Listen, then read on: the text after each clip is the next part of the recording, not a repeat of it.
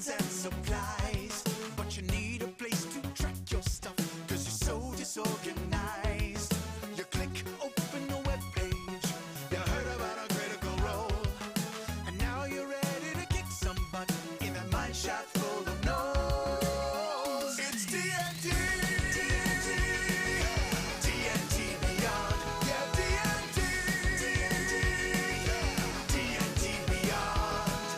You got your stats, you got your swords, and you got your invisible wall. It's D&D, D&D Beyond.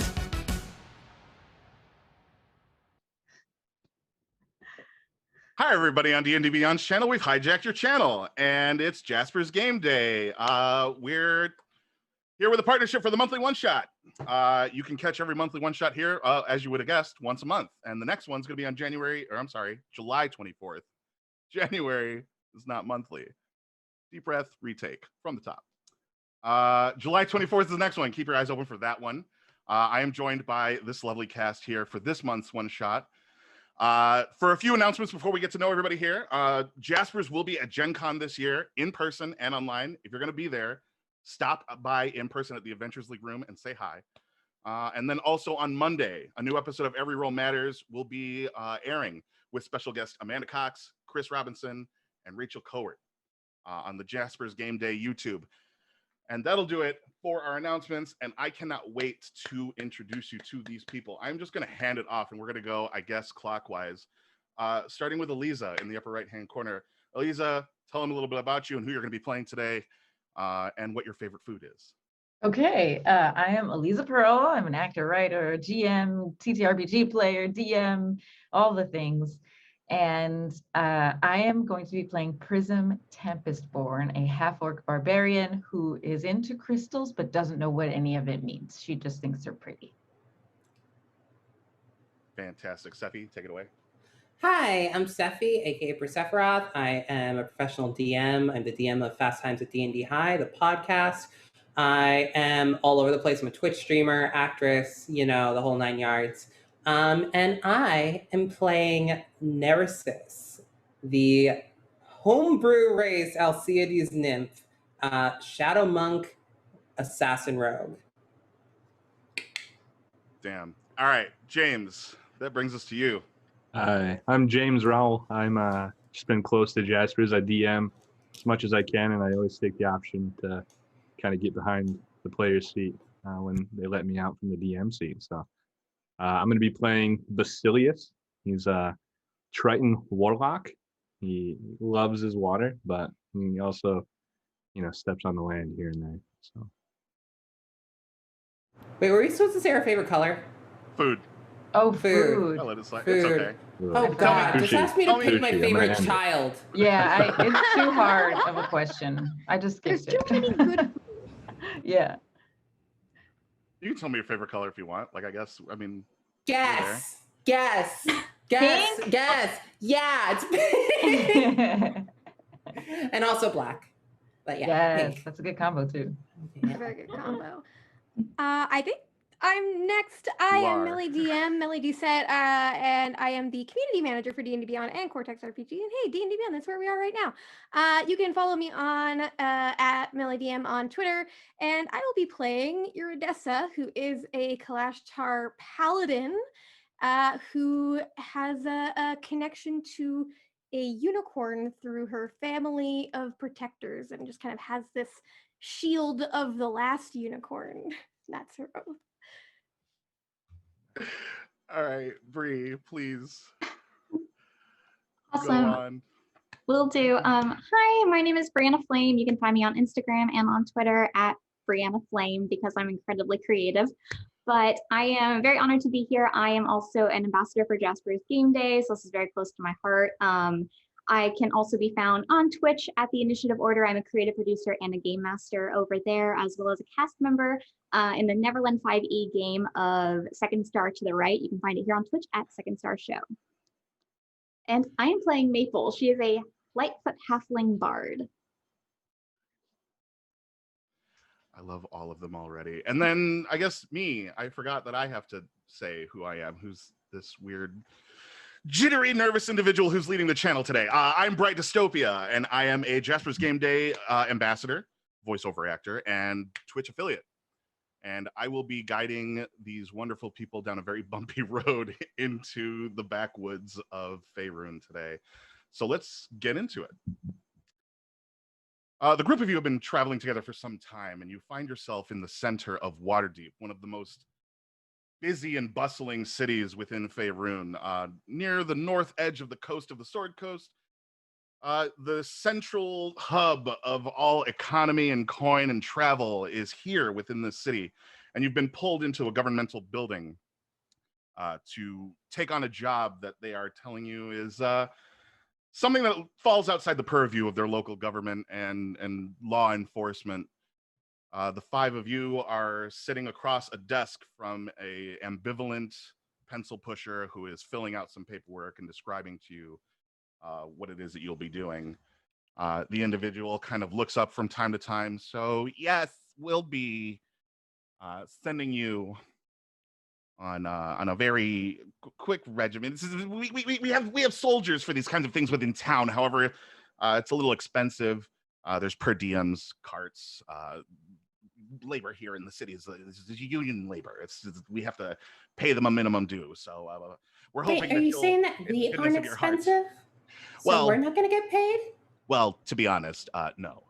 We're hoping that per your reputations that you'll be doing this out of the kindness of your hearts, and hopefully the city has gotten. I could sway them to maybe spend some money on a statue erected in your honor. Still, you can afford a statue, but you can't afford to pay us? Infrastructure in Waterdeep is a lot less expensive than having to send soldiers who are unionized out into the fields to investigate small farms that produce maybe 1/18 of our income for crops. It's a long process, and this stack of papers to my right here will explain it to you. If you'd really like to read it along with me, I can try to guide you through it if you're interested. Ooh, that sounds really tempting, but I think I'm gonna pass. Yeah, I also resemble that statement. Understood. Are there any questions? Really, we just want you to find out why they haven't produced their fulfillment order. They are expected to produce us some amount of crops, and they haven't sent us any in a month. They've missed 3 deadlines so far. Heard word from them. We haven't. You'd actually be the first group we're looking to send out. No one's been sent there already, so I have no idea what's going on. It's really more of a clerical thing, but we're sending you for, again, the hopes that your reputation of being pro bono will come to the government's benefit. We're in an election year. Oh, but I'm sure it was our skill that made you choose us first, not just because you think you'd get it for free, right? Because we're really talented, really talented. Certainly. I absolutely made the decision myself, and I'm absolutely not a pencil pusher and somebody who's been given no information whatsoever. Yeah, that's There's absolutely no fine. letter. Right. Can I try to cause some mischief to this person? Oh, you absolutely can. What would you like to do? I would like to, while they are distracted, make flowers burst out of all their paperwork. Okay, and I assume you'll be using your Staff of flowers? Yes. Okay. I am a tiny humanoid flower with a staff that makes other flowers happen. Yes. All right, do me a favor. Describe to me the expediency with which the flowers appear and what kind of flowers are showing up and where. So, as an Alcides nymph, Neresis is based on, her people are based on individual types of flowers, and Neresis is a rose. So a bunch of curling rose vines with really, really long, sharp thorns just start appearing. And the longer it takes them to notice, the bigger the vine gets and the more roses appear. And every time they look at Neresis, they stop. And whenever they look away, she just bangs the staff again and makes more flowers appear. Sure. As she goes into this long-winded kind of explanation to Maple and Iridessa and Prism and Basilius, you see a flower kind of sprout on top of the stack off to her left. She doesn't notice right away. It's not until another and another and another appeared. And her desk is almost looks like she knocked over a candy jar of jelly beans, and each jelly bean is a flower that have now spread it. She's now looking down and goes, "Oh, I feel I may be getting a little disorganized, but were these here before? I'm so sorry. I didn't. It looks like you have a secret admirer. An admirer." Mm-hmm. She looks around a pretty empty office. Who could have possibly? At this hour, at this time. I don't know, but you should find out. That's why they're secret. I hate to interrupt you on your consideration of love, but there's been no letter. There's been no other merchants that have traveled from that direction with any information, anything that might tell us that they're safe, at least. No, this place is a pretty remote farm off in the eastern parts of Faerun. It's deep in the mainland. She starts collecting flowers up off the desks and is now holding kind of the bundle in her arm, trying to organize and looking for a place to put them without throwing them on in the garbage or on the floor, taking great care of them. They're pretty remote. It's a place referred to as Whispering Willows. They're off in about a day's travel east of here. Basilius will reach out and offer to like hold on to the flowers. Obviously, she's pretty tied up, kind of erratic. And I'm also interested in the paper, the paperwork that you have. I know that you don't have many options right now, so I'll start kind of leaping through the first couple pages while holding the flowers in one hand. Sure. I was looking for a vase. I'm so sorry. We don't have a whole lot of glassware here in the offices. The flowers haven't stopped appearing, by the way. Oh my. Sorry, but who are we supposed to look for and contact when we arrive? Is this our main point of contact within the city is a Lavender Gooms. He is the village foreman and owner of the tavern in town as well. Yes, this Lavender Gooms, Gooms. And other than by name, is there a way we could recognize Lavender Gooms? Hold on, I have a paper here with his Thank you. Sorry for the trouble. information. Thank you. There's you'll find him at the tavern. It's a small village, only a couple of hundred people, but he works as the proprietor of the Drunken Dwarf. He's an elderly man in his late 60s, human. There's an eclectic combination of people over there, so I'm sorry, we don't have like a physical description. That's not really part of our form taking. We don't really look into those things. We just have a name and a PIN number that they provide to us with paperwork filled out. Everyone's a number, you see.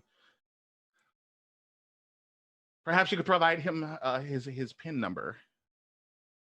He is 846-751-18. Should we be hearing that? It's not a private number. It's just his identification number in our system. Well, it does sound like that people may be in trouble. Are there any known threats that we might need to be aware of? Not that I'm aware of. I mean, not above the standard ones that you would see in town anyway. Not in town. I'm so sorry. I misspoke. But like, the deeper inland you go, there are dangers out there. I mean, there are trolls and goblins and the occasional displacer beast that lives out in those parts of town, which is why we have such a high wall around Waterdeep to begin with. But I mean, nothing out of beyond the norm. This is why we're sending an armed emissary. We would like it if you were capable of protecting yourselves. Be wary of, well, anything that could be outdoors. I don't usually get hired to do clerical work with my great axe. So what exactly is it you want us to do? You want us to make sure they're going to pay, or No, I'm so clobber sorry. someone? They provide us with crops. Murder. Murder. You want us to murder someone? Gods, no. No. Are you sure? We kind of specialize in that sort of thing. Oh, I'm certain. There's a different form for governmental black ops, and this is not one of those situations. Ooh, can I have that form? Most certainly not, ma'am. This is Why a not? special Murder. occasion, and they're kept under lock and key in another. But none of office us are building. clerics. I think that what we are supposed to be doing is going and making sure that these people are okay. Yes, If they haven't essentially, we'd sent like to make any sure. letter that they may need to be protected, they may need to be saved from something awful. And if they're not okay, we clobber them for not paying the grains that they No, owe. I hope not. Please tell me Wait. that's not correct, ma'am. How many days have they been since the last time you heard from them? As I mentioned, they've been absent for about a month, missing 3 deadlines. Oh, they're dead. They're dead. Oh, Yeah, there's no hope. They're definitely dead. Yep. Mhm. We would like to confirm that people go missing. It happens in the farmsteads. People miss deadlines. It's just never happened where they've missed 3 deadlines before. And this weather, as of late, has been a little bit unruly. It's been drier than normal. So we'd like to make sure that it is just a crop issue and that nothing has happened in town to. Okay. They're dead. They're dead. They're dead. They're dead. They're dead. Dead. They're dead. Yeah, this time I've kind of gotten through a few pages here, and I see there's a spot for payment, but it's kind of left blank. And is that open for negotiation? Is that an error? And kind of trying to deceive him a little bit, or deceive her a little bit. The reason we brought you along was because we heard that you are a generous and that you often work for the sake of safety of the people. And as this is an economic issue in Waterdeep and we rely on them for a lot of crops, many people will starve if we don't get these crops into Waterdeep. I was hoping that you would do this out of the kindness of your heart, but if we must negotiate, some form of payment could be discussed, hopefully in the form of perhaps a returned favor or as I mentioned, infrastructure. We can build statues for a lot cheaper in town than we could just hand out gold. Ooh, okay, so favors are on the table though. To a degree, yes. I will take 1 favor as payment, please. I want that in writing. but also That's like need smart, that in thank writing. you. I kind of just hand that form that's left blank over to the rest of the party. You're asking for a favor carte blanche in exchange for Mhm. one favor. Mhm. That seems fair. Yep. yes. I am not authorized to give out carte blanche favors, but Oh, so you're offering us nothing. Okay, we should all go now. Oh no! Please! I'm begging. Okay. I 1 favor each. I will explain to my superiors that we may end up bankrupt. But yes, 1 favor each. So long as it's not a monetary value, I beg of you. Don't worry, it doesn't have to be. Okay, Well, sure. I suppose that we should go. Then I mean, if we already haven't heard from them for a month, then time is short. Time's a ticking. That is true. And I'm sorry, what was your name again? My name is Elizabeth. Elizabeth, that's beautiful. You're wonderful. Thank you for your time. Very well. A farrier has been contacted near the edge of town. There'll be a canvas top waiting for you to take you. It's about a day's travel. So, go Have and meet fun with them. your flowers. Oh, thank you. Are they still growing? Oh, yeah. Okay. Now she's like getting overwhelmed. Is like furiously picking them up and is now like putting them in her pockets and things like that as you guys make your exit from the building. Heading on down through the town, you see a lot of movement. There's still a lot of commerce going on in this city. As you make your way down to the farrier, he is a tall man. You see him wrapping up leather straps on the horse and just kind of putting the last touches on this canvas top cart that is going to be taking you. And he waves you over, brings you up onto the cart and sends you on your way. And he has set you up with a small little goblin driver who sits up in the seat and doesn't really say much. Just kind of takes you on. You guys travel. Is there anything that you'd like to do while you're en route Yeah, to if the farms? it's all right within before we take off, I'm gonna spend about 10 minutes casting the spell, which I've renamed Spiritual Steed, but it is Fine Steed. and I am bringing forth a spectral unicorn-like creature out of my shield that I will ride instead of riding on the cart. Beautiful. So yes, I'm you gonna- ride alongside with a steed. It's a unicorn that you've summoned. Yeah, it's a war horse for the stat block, but it looks like a unicorn. Sure. So a creature with hair that seems to flow impossibly behind it, like a movie with like an American flag, but made of like rainbow and glitter, is just Yeah. flowing beautifully, and it seems to leave like a perfect horseshoe step that glows in each step that slowly fades back into dirt. You've got yourself a unicorn, and you are riding it alongside the canvas top. Anyone else? I'm leaning out off the side of the canvas top and just watching the unicorn and Iridessa riding on it. I see that is so pretty. It's really pretty. I just love all the colors and the flow of the hair. It's just, it's so colorful. Love it. On the outside looking in, the horse almost appears to be moving in slow motion, and you swear that at one point it makes eye contact with you and winks. Aw. Prism's really excited and just waves back at the unicorn. You see a very excited half-orc, just like grinning at this unicorn. And I'll think that you're waving at me, and I'll just wave back really nicely. Can I feed it some, is there anything in the wagon that I can feed it? Or I could like, I guess, take from my own rations. feed it something. There's nothing in the canvas top here. Literally, it's just two benches along a wooden cart that's being pulled by two cart horses. And as the description implies, a large canvas covering to this wooden cart with, again, two benches on the side that when you sit in it, you guys are kind of facing one another, moving sideways. But yeah, you can pull something out of your own personal rations and try to feed this unicorn if you'd like. I'm gonna take out a hard piece of bread and try to feed it to the unicorn. Just lean out the canvas top. Here you go. You like that? The unicorn dances closer. I mean, this is your steed, and it does communicate with you, and it asks for permission before it takes food from what is essentially a spiritual stranger, if not a literal one. I don't think sorry, Prism, I'm sorry. It's more of the spirit of a part of a unicorn. The last great unicorn. I don't think that it can actually eat anything. And I don't want you to waste your ration, but it's such a nice thought. You are Oh yeah, it's okay. It's so cool. nice. And I'm just gonna reach out, I'm just gonna take your hand and just like, thank you Oh yeah. so much. If we ever need to get into just fisticuffs of any kind, you let me know first, and I will I will make it up to you for just such a nice thought. Thank you. Thank you. And I let go and I turn away, and I'm getting teary-eyed and overwhelmed by emotion.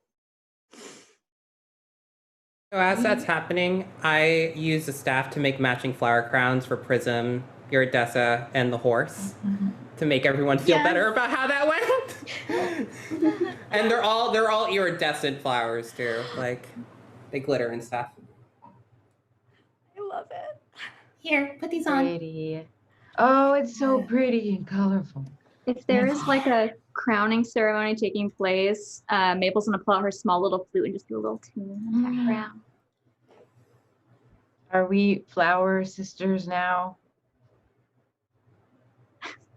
We Yes. must be. Oh, Yeah, off on the side, Basilius is kind of watching all this happen. And some of you take notice that he pulls out his rapier and he begins to trace his fingers along the blade, and you see some water kind of evaporate from him into the blade, and the blade kind of just evaporates and disappears in front of him. He performed a ritual for his pact weapon. So I put a I'm flower crown in front of him too. I'm imagining like these four people. Like I know me for sure, and I think Nereus, we have that very like whimsical almost looks to us. And now we've got flower crowns happening and this flute music, and then we've got this warlock. I need to know if we just have like these four very like colorful people, and then just like Dark Warlock. I need to like have this clear picture in my head. Our token edgelord, yes. I really need to know what these characters look like. Absolutely. Now that you've donned your new crowns, why don't we go ahead and give us a brief description with Flower Crown, what each of you looks like as you're laying in the carriage. What's your demeanor as you're in the carriage and waiting to arrive to this Whispering Willow village? Whoever wants to go first may. I'll go first. So Prism is a 6-foot-tall half-orc barbarian. She looks really tough and mean, but she is a tiny little flower child inside. Her pockets are full of, besides like the things she needs to survive and weapons and things, her pockets are just full of random like pebbles and stones, and especially crystals that she finds on her journeys. And she doesn't really know what this like spiritual significance is of certain crystals, so she just makes it up. If you ever talk to her about it, she'll just give you a whole story and it will probably not make sense. But they're really pretty, colorful crystals. She just like likes colorful things. And now she has a really pretty iridescent, colorful flower crown. I'll go next. Iridessa has just this like really like tan skin that almost just like glows a little bit, like it's this dark golden color, and she has this kind of purplish white hair that has an iridescence to it, so it just kind of like sparkles with the sunlight. And she's wearing these raiments of the unicorn, so it's just this like a mix of like chain and cloth and leather that also just like have all of these things embedded into it that again give it this like almost reflective iridescent quality, like a unicorn horn or like a pearl kind of look. And then she has the kind of most fanciful thing that she has on her is the shield, the Aegis of Amalthea. I can say the word I picked. And it is just this beautiful like pearl shield with the like face of a unicorn kind of coming out of it and a horn coming out of the top of it as well. And so as she's riding on this, like her hair is almost very similar to the hair coming off of this spectral unicorn.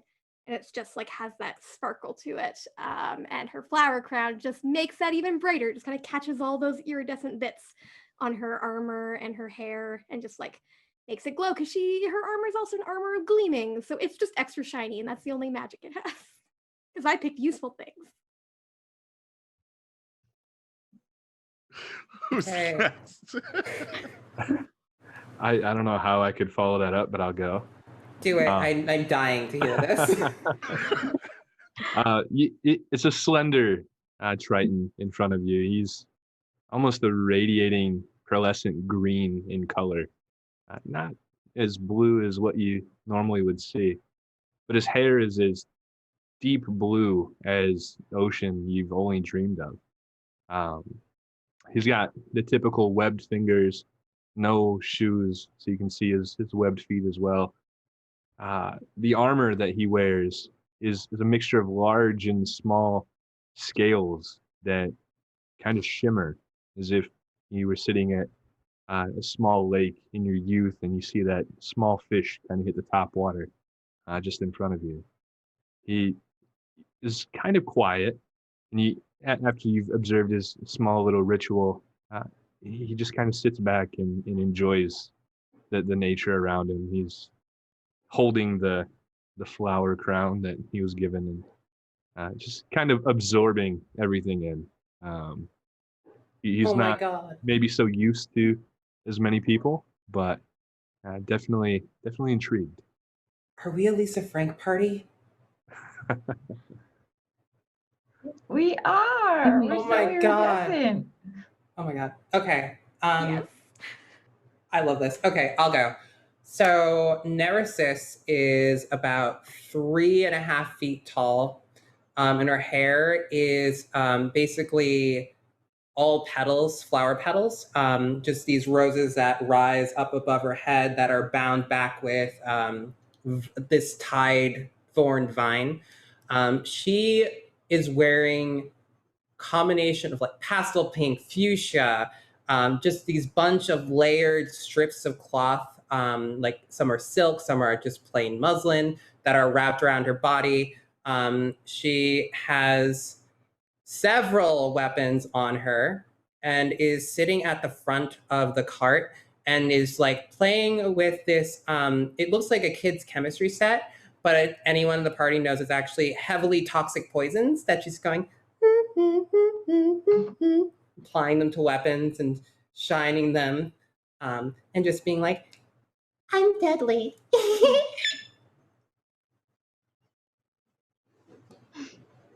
Yay. Oh Um, my. And Maple is about 3 feet tall, little halfling.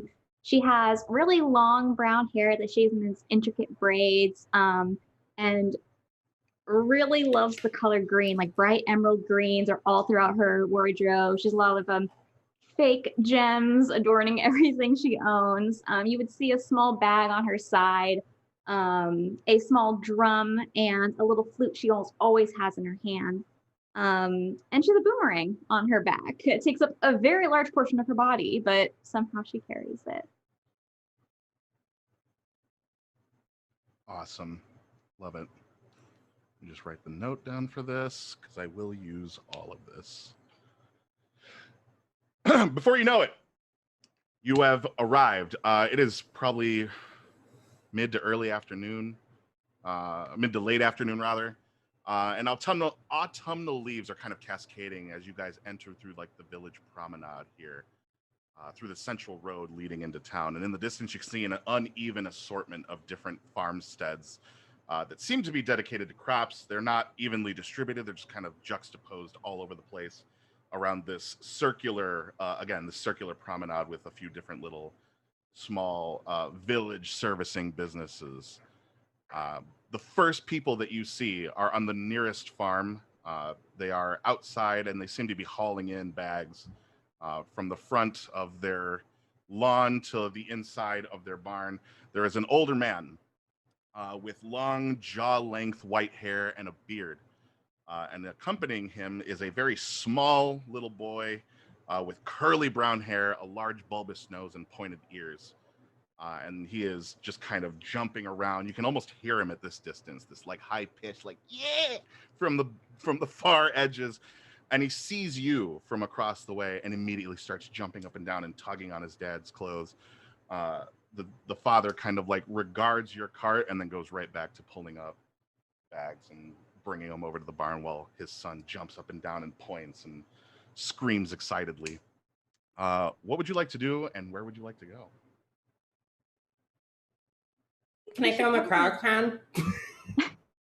Oh, I can bring it over if you'd like. I think it might be helpful for us to just see if maybe they know anything that Elizabeth didn't. Sure, If you're anybody would like usually to better come with with me? people than I am. For some reason, they find me off-putting. Here's flower crowns. Thank you. I'll ride over on the unicorn, which I feel like should just charm children. And as I'm not gonna get too close before I dismount. I don't want to seem threatening. And then I'll just kind of walk up with the unicorn next to me and go down to a knee and offer out the flower crown.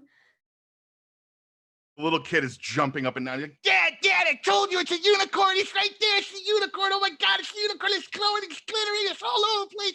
Dad, I told you. You told me it wasn't the unicorn, but it totally is. It Yes, is Herschel. a Let's unicorn. You are so smart. calm I down, love- Herschel, and let the lady tell her story. Hello, madam. Hello, I am Lady Iridessa. It is such an honor to meet you. And little Herschel, and what was your name, sir? Sorry. I'm Roscoe, and yes, this is my son, Herschel. So wonderful to meet you both.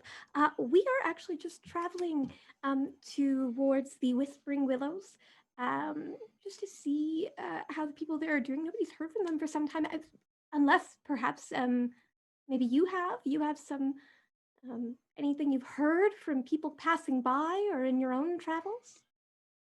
It's a pleasure to meet you. I tried to keep to myself, though it seems Oh. word has reached wherever you're from. Where did you say you hailed from again? Oh, well, we are coming from Waterdeep. I'm from somewhere else, but I live in Waterdeep right now. And I just offered to help just a little bit, me and my friends here.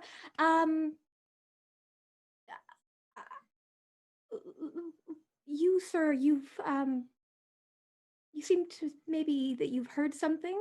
You said word has now traveled farther. Is there something that maybe hasn't traveled that maybe help us? We just want to help people. He kind of purses his lips, so it seems a little bit put off, and seems we've missed too many deadlines. Oh. Crops have not been kind to us this year, and it seems lately that there are less hands working the fields. The weather's been very poor. That's not your fault, certainly. Do you think that that's the same that's been happening over at the Whispering Willows, or because nobody's heard word from them, at least not as far as we've been told? You're in Whispering Willows. This is all that remains of it. A lot of these farms are abandoned, but only because we couldn't produce enough to eat and send to Waterdeep. As I'm sure you'll find, a lot of people in town are going to be fearful of someone coming from there expecting their due. Certainly. Well, that is not at all why we're here. I'm so sorry to have caused you any kind of fright. So people have left. That's all. They haven't. We were quite frightened that something truly awful had happened outside of, questionable city practices. People haven't been able to take care of themselves. Food is scarce, and crops are even more scarce, and they're leaving. Yes. With or without word, no one can blame them. No, certainly not. I'm actually just glad to hear that people have merely left and something truly awful and irreversible hasn't happened to them. Thank you very much for your time, Roscoe. And I'm gonna just go into my pack and take out just this very nicely wrapped pack of a day's, actually 2 days of rations that I'm going to hand over to him. I know it's not much, but hopefully it will help you and Herschel a little bit. As I get off the wagon and I take in the surroundings, is it kind of desolate? Can you explain like what I see from the building structure? Roll me a perception check. The lands around. You're the first one of the game. Iridessa, he takes the package parcel from you and is shocked. Are you sure? Yes, absolutely. I can't stand the idea of a father and son going hungry. Please. Got a 12. 12, gotcha. His eyes start to water a little bit. You're very kind to help us in our time of need. This is truly, I am grateful. You did not have to do this, please. May Your I gratitude invite is you in? appreciated, but not needed. Certainly. Perhaps let me check with my group. I guess just really quickly, if I could just ask one more thing. The areas nearby, has there been anything strange that anybody's seen recently? Perhaps around the time that the weather turned bad? Nothing really quite strange. People are leaving. It's quieter, and I tend to focus on my home. I need to feed my family. Absolutely. I need to work harder now that the weather is terrible and the yield has been lesser. Basilius, as you're looking around, you're noticing that some of the nearby farms, as far away as they are, one or two of them look like they've been abandoned for a lot longer than a month. Some of these are run down. There's boards starting to rot off of the buildings of some of the barns nearby. Not all of them, but a few of them. And there are signs that like the aging process and the neglect has been far longer than a month. I'm gonna take the flower crown and I'm gonna kind of reroute it so that it goes between my collarbone and my sleeve, and it just kind of hangs in there. I don't want to put anything kind of on my head. I kind of lean over to Maple. I say, I'm from the water, but it looks like this place hasn't had much nutrition in a lot longer than what we're being told. Well, it seems odd. I mean, weather can be weird, but maybe it's worth looking into. And I just kind of dismount the carriage and I make my way over to the beautiful unicorn and iridescent. Yeah. I think at this point I'd be thanking him and going back to check with the group. So I meet you part way. Come in whenever. The door's open. Yes. Please, I'll get this table set for you. Thank you. Thank you. And he heads inside. Herschel is still bouncing around. He's playing with your horse at this point. He's like almost tugging on like the hair a little bit more rough, but it's like kid rough. Like he doesn't realize how hard he's pulling, but he's like trying to climb the horse and he's using the hair as kind of like a Be sail. careful. Make sure that you always ask before you touch an animal. Ask? Does he understand me? She'll try. Can I climb it? Can I ride him around? Can I take him just down the street? I promise I'll bring him right back. Don't ride her. I'm gonna cast prestidigitation and make the unicorn sparkle a little bit more. Every time Herschel touches Make it even more tempting for a child. Whenever he touches him, it's just like a burst of like a sparkler instant. Yeah. If you are very, very good for your father, then maybe you'll be able to ride the unicorn later. But for now, be very good. I'm going to go back to the group and kind of turn to Basilisk, see if he's coming or if he's staying behind. Yeah, I'm gonna follow with the group. So this is the place, and well, most people have been leaving because they weren't able to make enough food because of everything that's been happening, and the less people they have, the less they've been able to make.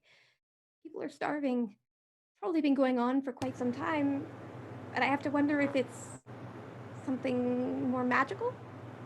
And I don't know, perhaps, I mean, Prism, Neresis, you both seem to have some attunement with nature, perhaps. You could find What, just because I'm a flower nymph means that I'm attuned with all the nature here? That is a bold assumption of you. Well, that was definitely my assumption. I apologize, it was bold. I am good at stabbing things. And I'm good at clobbering things. But I'm also okay with, getting truths out of people. I actually want to look around and see if I see the tavern that we were supposed to find lavender goons at. Sure. Absolutely. You don't need to make a roll for this one. Actually, as you scan around the town, since you guys are standing within the promenade, scanning around, there's only one building that really has like a sign on it. And you see like a picture of like a dwarf tilting an entire mug into its mouth on this wooden sign hanging outside that you can clearly assume is the drunken dwarf that was mentioned to you before. Oh, look at that there. Maybe we should go over there and see if that lavender goons is around. Also, by the way, I mean, I'm not sure what we're supposed to go back and tell them because it seems like everyone's left the town. Is this even a town anymore? Maybe it's not like incorporated anymore, so they shouldn't have to provide any grains or whatever. You'd think that Waterdeep would have a more vested investment in making sure that their food sources were protected instead of just sending any random party to go see what's going on. Yeah, it's kind of odd, isn't it? Yes, not for bureaucrats, no, but they're definitely terrible. We're definitely working for terrible people. Absolutely, I agree. I am very unimpressed. I was unimpressed from the moment that they said that they wanted to send us instead of paying workers what they needed. But I was going to save my favor for that. And then now there's this, where these people have been starving and they're still asking for more food up at the city. And that seems maybe we should go back and stab the clerk. Well, I don't think we should. I don't think it's the clerk's fault, I will say. So the clerk's boss. And I You have to stab the clerk's boss. Stab the clerk's boss. Okay. We should just talk to Lavender Gooms first and see where we stand. Stab Lavender Gooms. No. No stabbing me. I'm Bring sorry, lavender Odessa, but you're just goons. not making any sense to me. Bring What are Lavender you trying to Goons back to to do? Waterdeep to stab the clerk's boss Right? Lavender should do it. Mm-hmm. for, you know, justice. That's justice. Well, let's go talk to Lavender, and then Roscoe's invited us over. So if anybody else wants to speak with Roscoe, and Herschel's very nice, but let's go talk to Lavender Gooms. With And- knives. No, I feel like he'll be very amenable. Maybe. Let's not say we're from Waterdeep. Yeah, That's a that's start. actually a really good idea. Okay. Yeah. All right, let's go. All right. So you guys are heading to the tavern then? Mhm. Mhm. Okay. As you enter into the tavern, the door kind of like hinges on the one functioning hinge. The door is really flimsy and weak, but as you walk in, the place is kind of dust caked. There's a lone individual in here wiping down the countertop and kind of going through like rudimentary cleaning, but none of the tables look like they've been touched in days. So he's doing a really poor job of upkeeping this place, but with the state of this town, who can blame him? And then off at the very far edge of the bar top is another individual. So the two people that you're seeing here, one is a white-haired who has his hair kind of in a top knot. Another white beard, this one a little bit longer than Roscoe's. And the individual sitting at the bar end is a gnome, brown hair, again about ear length, and a handlebar mustache that rivals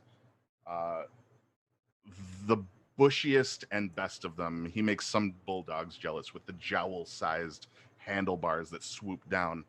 But he's just kind of sitting on a stool, kicking his feet, and watching this white-haired gentleman go through his, process while he's holding on to a mug of some substance. Oh, I just realized something. Okay, if we're not stabbing lavender goons, I can do something else. Does it involve stabbing? No. Strangulation. Oh, I'm joking. It's fine. Are you Just saying this in hushed voices? keeping an eye on the other patrons in the tavern. Oh God, no. Kind of approach the bar and ask the bartender kind of what he has as his preferred drink. I don't order anything outright, but kind of leave it up to him to put something in front of me. Well, hello there, stranger. Please don't stab me. Oh. I kind of like hold my hands up and turn around. And there's not a weapon visible on me. And I say, that's not why we're here. We're here in good faith. We're just trying to pass through and see how things are going. If I may, I would also like to not be strangled. Absolutely. Times are dark. I said I was joking. No, she's got a fun personality, but So, I'm very I'm- fun. she's I'm guessing harmless.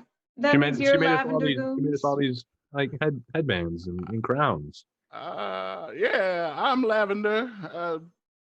Times are dark, but I would still very much like to live. My pappy always told me that darkness is just a tunnel. Keep heading towards the light. Right before he died. Why do that when you can simply sink into the darkness and let it absorb your soul? So, anyways, what we want to. Let's start over. So Please. The weather has been bad. Really? You're gonna switch to the weather after she? Okay, yeah, the weather's been real awful. Yes. It's been pretty fierce. It's been a slight drought of both rain and knives, and I would like to keep the drought of knives going, if not for the rain. And the soil, is it just dry, or have you noticed anything else with the soil? I mean, I'm not really a farmer. I guess the soil is a little dry. I just work here. I'm a salesman. I don't really know anything about towing fields and. I suppose just have the farmers told you anything as the village foreman? Oh, yeah, they complained that they can't really grow anything because there's hasn't rained in like 3 weeks. But you know, we got plenty of lard water we could throw on the lawns. I don't know if it'll help, but I've suggested it, but nobody's really given me a straight answer on it. A lot of what water? Lard water. It's the only thing we have to drink here. And he pulls up like a cup and fills it from a pitcher. And it's this white viscousy substance. And as he pours it into the mug for you, like a couple of chunks kind of fall out. It looks like he's pouring you a glass of skim milk with feta cheese in it. It's like a very loose, watery kind of thing with like a very pungent, chunky kind of fatty substance in it. And he hands you a mug. Is it just melted down lard? Like, is it actually just... Well, we get it from the cows, but... That was a question for Bright. It's hard to say. It doesn't look like it's just lard. You're horrible. Just... Oh my God. It looks like unproperly fermented milk. It's just... Back into character. As a man who lived in the water for most of his life, he politely refuses to drink this. Mm-hmm. To you, it smells like ambergris. Okay. Yeah, no. and I kind of hint on his comment. This is all you have to drink here? Well, we need wheat and corn to make moonshine and ale, so we don't really have any of that, so we make do with what we do have, which is lard water. Seeing that nobody else is taking this glass, I feel it's very impolite, and so I will take it and take a Neresis sip just of puts her hand politeness. over yours and is like, no, Sweetie, no. No, sweetie, no. Can I roll for this? What do I need to roll to make this not happen? I guess the question is, Iridessa, would you like to drink it despite Yeah, Neresis? she really feels bad that like he poured this out, that they have very little, and that none of us are going to accept it. Okay, I'll have So- you guys make opposed dexterity checks. Okay. to see Oh, if I'm you so can bad do at it. dexterity. If you'd like to do strength, there's also the risk of like not spilling it, I guess. but, Oh, like, if you no wanna do worries. opposed- I think dexterity makes sense because if you can just like knock a glass in somebody's hand. Yeah. I got a 15. 7. Okay, so you bring it up to your lips, and Neresis like puts her hand on top of it and presses down until it touches the table again. Just shakes As you her bring head. it back up, she pushes it like to the side, and it misses your face, and she's just really like Shaolin monking this cup away from your face at any I'm cost. immune to disease, just so you know. It doesn't matter if you're immune to disease. Are your taste buds immune to burning off? No, but it's very fine. You can be polite without leave them some money or something. As I look at the other patrons in the bar, are they indulging in lard water as well? There is one other patron, and it is the gnome sitting at the end of the bar who does have a cup of what appears to be lard water. And it's not full still. It is like 3/4 full. Okay. It's clear He he's had taken one a swig. polite drink. Yeah.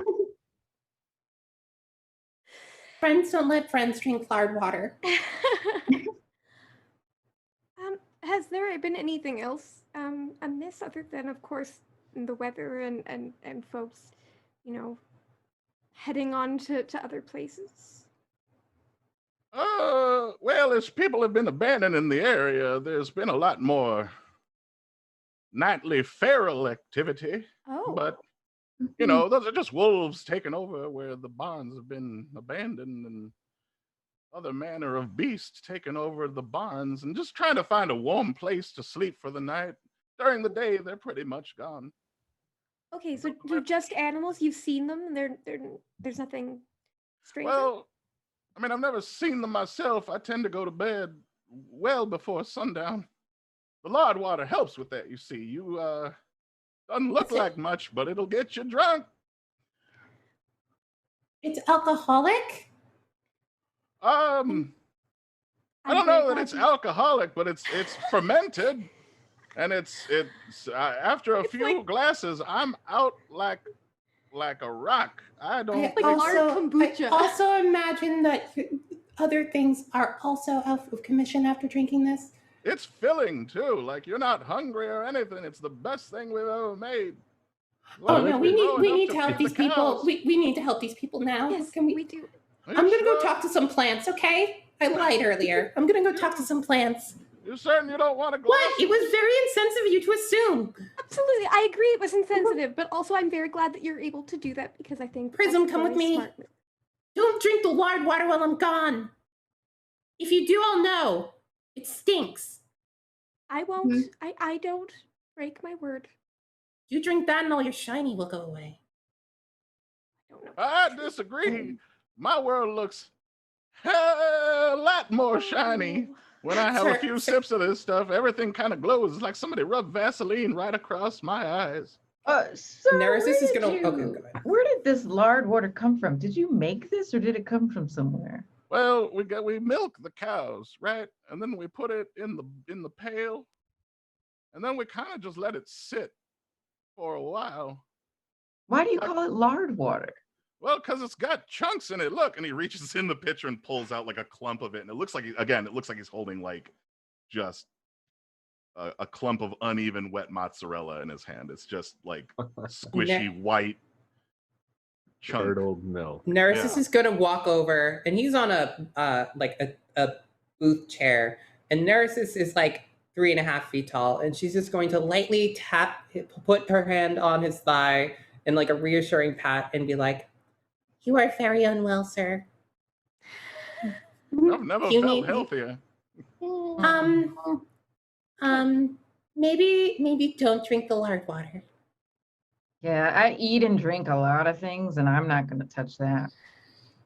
Well, need sure, to- it smells to like help. rusty coins and earwax, but it tastes like lemonade. Well, Okay, not sir. lemonade. Sir, you need help. You need us to help you get these crops back going so that you don't have to drink that stuff anymore. You don't even realize how far gone you are. I Trust mean, us. We can help you. So, I like it. Neresis, are you going to go and sort of look at the plants? Yeah, let's go talk to whatever plants are around. Okay. Yeah, I'll come assist you. And I'll bring Yay. some of my crystals. This green one is really, it's, I place it on a leaf sometimes and it helps to tell the plant that it's going to be okay. So I'll bring the green one along. I hold out my hand for the crystal. Here you go. Yeah. Does it do anything to me, Bright, as a plant? It probably shouldn't. All right, thanks for stopping by. Say goodbye, Bridley. Bye. And the guy who's at the end of the bar actually looks up and says bye and then goes back to Cool. looking straight Very ahead. deep voice and- gnome. As you two head off, I'll turn to Maple. So what are your thoughts? What do you think we need to? Any Well, suspicion? I mean, I find it odd. I mean, Basilius, didn't you mention that you thought some of these places had been abandoned for a lot longer than just 3 weeks? And everyone keeps saying like, oh, it's just been a couple weeks. Oh, it's just been 3 weeks. I don't feel like that's the truth. And bartenders generally happen to know a lot. Absolutely. Like as far as I could see, the crops they've been dry or abandoned for a long time. Mhm. Do you think that that he's not telling us the truth? I think somebody's stretching the truth. I don't think it's them though. I'm pretty sure it's Waterdeep. Oh, yeah, that's true. Yeah, that I don't know if they have any reason to hide anything. So we were walking out, but then before we go, this convo's happening, and I just turn to Lavender Gooms, and I just kind of walk up to him and look down. I'm guessing he's shorter than me, and I say, "Are you telling the truth?" And I'd like to do an insight check. Absolutely. Roll that insight check. Insight or intimidate? Well, I mean, yeah, actually, I will do it as an intimidation. Yeah, because I'm better at that. I have So zero you insight. would like to intimidate him into telling you the truth? Yeah, and I rolled a Okay. 22. And as she does that, I would like to insight, if he is telling the truth to her. Sure. There you go. from being There you So go. you watch from the side as Prism looms over Gooms and just kind of towers and starts walking towards him until Gooms has to like back up, and he puts his hand on like the bar behind him. He's like, what? I'm certain I don't know what you're talking about. The truth about what? I don't ask that question to make you mad. I just want to know. Ask what him. You want to know. Are we He's- revisiting the strangulation plan? He's primed for questioning. Go and ask him, Iridessa. He's gonna tell the truth now. Oh, Please don't okay. hurt me. I'm sorry I offered you lard water. How long has the crop issue been happening? A while. 3 weeks to a month, maybe a month and a half, maybe. When did I don't know. The people start- lard water makes time really hard to take. Of track course, of. I understand. I'm. It's all right. How long ago did people start leaving? Probably like 3 weeks after that, when they found out that it was that no rain was happening and the crops were dying, and some people left right away, and it took others. Don't kill me! I'm sorry. I don't know anymore. Okay. All right. Calm And down, just for the sir. record, my insight check was a non-natural 20. Okay, yeah. In his state of terror, it's clear to you that he knows nothing more than what he's telling you. Whatever he does Okay. say is what he knows to be true. So with me understanding the crops have been gone for a while and hearing him say, like, the lard water makes things seem a little hard, is there a way that I can kind of insinuate that the lard water might be like mind altering right now? And I'm kind of like trying to pull on the researcher past, like my background a little bit. And Okay. Do you need to do anything to prove that, though? I think, like So, in order to do that, you would either need to ingest some or watch somebody ingest some. I kind of want to slide down the bar to is it a gnome down there, and I'd like to kind of engage with him a little bit and ask him about this. What would you like to say to him? As you approach him, he doesn't really regard your presence until you're like right on top of him, and then slowly he does one of these. Yeah, like full bar stool swivel, and I'll just introduce myself. I'm Basilius, new to this area. What's your name? I'm Brimley. Brimley. Oh, that's a good name you got there. Nice and strong. And the drink you have doesn't kind of match the name. What is this? I'm not too familiar about a lard water. I think it's lard water. It's lard water. You like this stuff then, huh? Oh no. Oh, it's terrible. But you kind of can't taste it anymore after like the first sip. It only takes one. Destroys all your taste buds on like the first pull. So and then after that, everything is just real fuzzy, and it's like it's like hot. You want some? Yeah, I kind of like I don't know. I'm used to just like nice, clean water, and I eat my food and I drink my drinks. I'm not used to doing both at the same time. Yeah, it's not like water. It's more like we call it lard water because it's really loose. It's not like whole milk. It's not like milk, but it's not milk. It comes from the cows. I know that much. And it's got like a spicy aftertaste. There's like I don't know if it's spicy or burning now that I think about it. I can't really taste anything after the first pull though. So like all I got to deal with is the smell. How long would you say you've been I kind of look around mid-sentence and finish with a regular here. And I mean, it's like the only place to get a drink in town, unless you make your own lard water, but I'm not a dairy farmer. So you've been here for quite a while then, or? I've lived in like here in Whispering Willows. I've lived here for like 45 years. Okay. Awesome. Well, could I just taste? I don't know that I want to. Yeah, you want some? In like biting the edge of the glass so that I don't have any chunks come through. You just want the water and none of the lard? Yeah, I will sip just to get the ting on my tongue. Okay. And if possible, Maple would like to kind of like slide up next to Basilius, like behind him, so she's not being heard by the gentleman next to him, and just kind of whisper in his ear, Basilius, you sure are very sweet, but that ale in your cup has no wheat. Inspiration, just in case you need to make a roll. Awesome.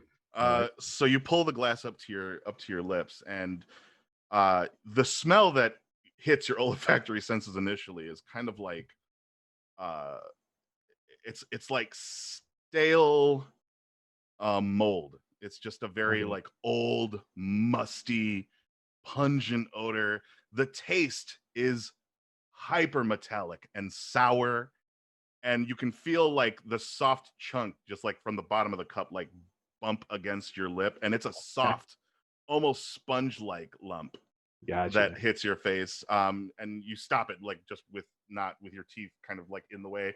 It just kind of like hits your face, and as you pull this in, like you can taste the sour go straight down. And after you swallowed the first pull, your mouth is completely numb. However, there is like a stinging kind of like when your foot falls asleep sensation on the inside of your mouth that feels a little bit like it would be spicy, but it's more of a tingling. You set it down, and like, I need you to make a Constitution save for me. This is your first ever pull of lard water. Already on the saves. Let's see. That's 21. Okay. You muscle down the almost immediate urge to put this back up. Okay. Every sense of your body says reject what you are doing. But as soon as you muscle it back down and you kind of hold it in, you get this like really warm sensation all over you. The mouthfeel is completely gone. You no longer taste or smell any of the terrible things. It's really just like you just took a shot of really good whiskey, and now you're just kind of like living in that warmth for a moment, and all of the bad is just kind of like gone for a second. And you're not drunk, you're not even all that tipsy, but you can start to feel like you could possibly take another sip and it wouldn't bother you in the least. Okay. I'm gonna thank him for allowing me to have a sample of his glass. And no problem. I noticed you didn't take any of the lard. You don't like? No, I like to chew my food and have my drink separate. So I tried. Man, this is like an all-in-one. The chunks. This stuff's it's all in one. You don't need anything else. Check it out. And he takes like a pull, and you like watch his throat as like the bulge of the lump that he swallows without chewing just kind of goes. He's like, it's amazing, and his eyes go like dinner plates, like the pupils are big. Basilius, you hear Maple like trying not to like next to you. Yeah, I'm worried I'm gonna be showered in vomit, and I kind of take a step back, but I'm very intrigued as to what's happening to him at this time, knowing kind of what I just kind of forced down. And is it just the pupils? Does he just go into like a comatose state, or he looks like he's just drunk? Like he looks drunk. It's a standard, like you've seen this in bars before. He just looks like a drunk guy now. Seeing the effect that this has on Bass, I kind of would like to just turn back to Lavender, and I'm going to just Lavender, Mr. Goom, sorry. May I have your hands, please? Oh, I don't know. I won't hurt you. I promise. It's make a persuasion check for me, because he's sure. Prism did some work on him. He's gonna need. That's a 19.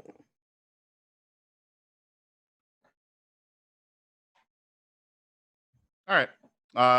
tentatively and shaking visibly, like he puts his like rattly hands in yours for a second and like closes his eyes and like looks away.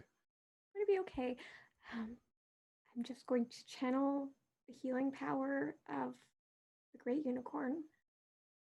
I'll close my eyes and just kind of like place his hands together, clasp within mine, and do a lesser purification, which is lesser restoration by a different name, to end the poisoned condition affecting him.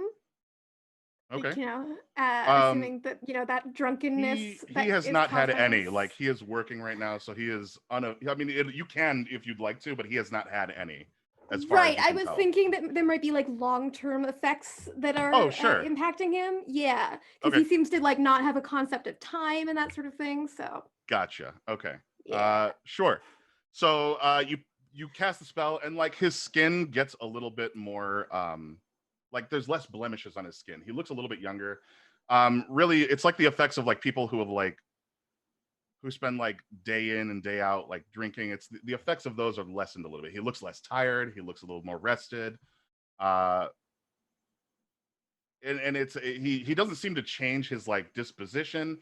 You get the impression that like a lot of this is from like him being in a state of mind of like unconscious a lot, and has not really been keeping track of how many days have gone by. And it's more of a lack of effort being made on his part than it is effects from this stuff. And then I will take my water skin and place it out for him to just have some clean drinking water. What's that? It seems that this lard water may be impacting your perception of time and things that are happening. I think that if you take a little bit of time to clear your mind, have a drink of some water here, and we go take a walk, you may be a little taken aback to see the state of the town and how long it may actually have been. Yeah, since the I collapse of mean, that. I don't know what you did, but now that you mention it, yeah, I do feel a little bit better. I guess I could try a little harder. You wanted to know how long it's been? Let's see. We started making the lard water 3 weeks ago, so people have been leaving since about 6 weeks ago. And we missed our first deadline probably around that time. I think people got scared when they missed the first deadline of crops being sent to Waterdeep. First deadline missed, we were afraid that they would send somebody on over here to take what we had that we only have for food. So a lot of people just up and left, and they didn't really tell us they were leaving. It's just that one day they were gone. They didn't tell you they were leaving? Not to my recollection, no. People were just kind Has of... anybody told you they were leaving? No, but it was just like 1 or 2 families at first. And then like another family every couple of days since then. So it's not like they all just disappeared. You know, it's been Not a all at once. slow process. Yeah. I will turn with a meaningful look at the party. Mm-hmm. I think the first couple families were just spooked.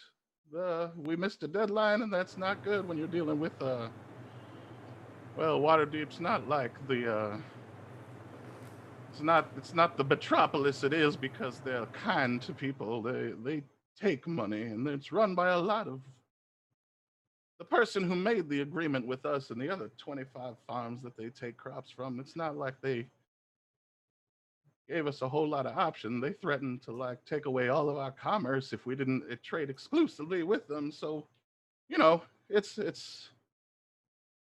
typical Waterdeep politics. By the way, when you look back, Neris is no longer in the bar. Yeah. Neris is gone. You said you were going out to look at flowers, correct? Or talk? Talk to crops, flowers, rivers, anything I can find. All right, I'm gonna cut for 1 second and jump over to Neresis, since she's been outside for quite a while at this point. During this conversation, outside there's a couple of trees. There's grass. There aren't many crops. You'd have to travel to one of the farther farms, or maybe go to the the Herschel Roscoe household where there are some crops. Mhm. You'll see like maybe a few rows of corn, and like a smaller garden where they're planting like what looks like their food, tomatoes, peppers, things like that. I go talk to the corn. The corn. Okay. Corn's always a good time. Always ready to pop off. Eh, All right. What are you saying to the corn? Hi. Hello. You're extremely deep voiced corn. I've been growing for a long time. Okay, so that's interesting and all. What the hell's going on here? And why is there like, is this place cursed or something?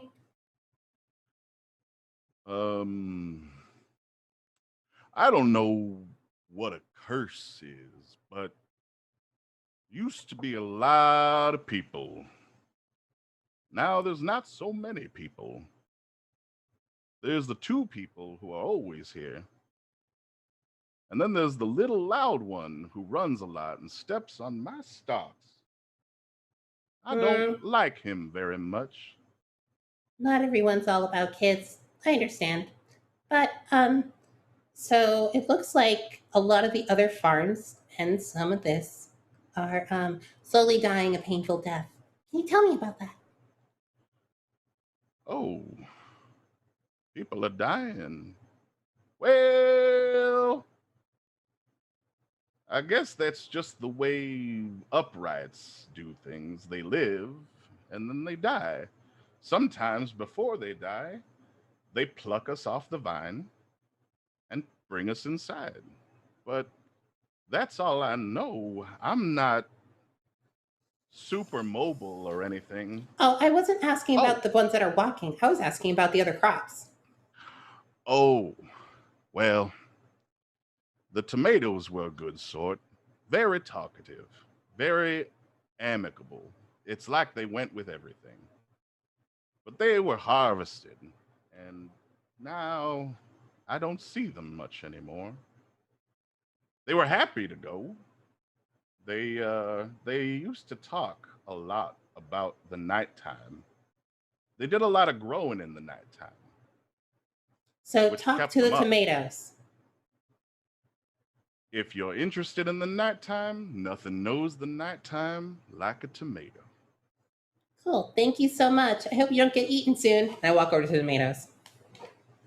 Well, you're very well. And where would you like to go from? You said I'm the going main to talk house? to the tomatoes, and then I'm going to talk to the tree because the tree's probably been around to see all of this. So, Okay. You go over to the tomato, and the tomato says to you, "Hey, what's up, man? Hello. How can I help you?" So what's been happening here at night? You know, when the sun goes down, and you do all your growing? Oh yeah. No, the tomatoes, we party at night. It's real good. We don't do that anymore because we got plucked. But yeah, now we just sit here on this dilapidated table. oh, I'm talking to like remove tomatoes. Yes. Oh, I thought I was talking to the tomato plant. Oh, well, good to see you're still alive for now. But did you see anything strange, animals, anything else like that? Oh yeah, there were lots of animals. They walked by when we were partying, but they don't really pay attention to our party, or they didn't want to come party with us. They kind of left us alone. It's like they weren't interested at all. Maybe they're not vegetarians, or maybe they just hate tomatoes, man. But they seem to be going into the other farms a whole lot. So I don't know what's growing over there, but they love that stuff, man. It was like they couldn't get enough of those other farms. Never stop by to say hi to the tomatoes. Nobody says hi to the tomatoes. I said hi to the tomatoes. Well, you're the first one, and well, sorry that I'm taking it out on you, but I'm kind of upset that everybody else passed us by. Thank you, by the way. You're very You're nice. welcome. You're welcome. The first conversation I've had with somebody who's not a tomato, and everybody, like we all know, we know how it is. Can't really commiserate with people who haven't seen anything I haven't seen. I would like to bitch to the animals who like left and didn't stop to party with us. This is just a thing I'm saying. I'm sorry. I'm sorry to unload all of this on you as a complete stranger, but I reach into Well, my thank you for bag. listening. I take out a gold coin. I put it on the table, and I take this tomato with me. Oh, where are we going? Adventure. Hey, Julio, I'm going on an adventure. I'll talk to you later. Okay, bye. Yeah, Okay, you've I'm got a gonna go tomato talk now. to. I have a tomato now that I can talk to. It's like a little pet. During these conversations, it would be about that time that both of you had like finished up and are now in sync again with one another. Are you guys leaving after you had this conversation, or would you like to? I feel like we may have. I would have suggested that we might want to investigate some of these houses that have been abandoned. Mm-hmm. Okay. I still want to talk to the People- tree, but Certainly. So I think that as we're coming out and we'll see, we'll go to you so that we can sync up. So. Yeah, you'll see Nereus carrying a tomato in her hand, walking like steadfastly towards a tree. She's walking with purpose. she's And also even- saying things to tomato in her hand. I'm gonna ask the group if we know where the lard water is being made at in town. If anybody's asked that question, and if He not, asked where it's coming from, and he said Yeah. from the cows. That's Yeah, kind of so from the if dairy, not, right? on the way out, I just want to kind of lean over and ask Lavender, like, where's the dairy farm at where you guys get this water from? Oh, we don't really have cows anymore. When the crops went down, we had to sell all the cows to like the occasional passerby. So what we got is what we have, and I have most of it because, well, this is the only tavern. I gotta serve something. Maybe you should not continue with it, as as we kind of showed that it might be impacting you in some dangerous ways, far more so than a normal. I would love to do that, but I don't have any other crops to turn into something more profitable. So unless you Is the got, lard water profitable for you at the moment? you may have a point, but selling nothing is less profitable than selling garbage, you know? If it helps, we're hopefully going to find the beginning of a solution to the problems here. I think that poisoning yourself, as your father said, you don't want to. You got to keep going towards the light, and I think that this lard water may be putting you farther into the darkness.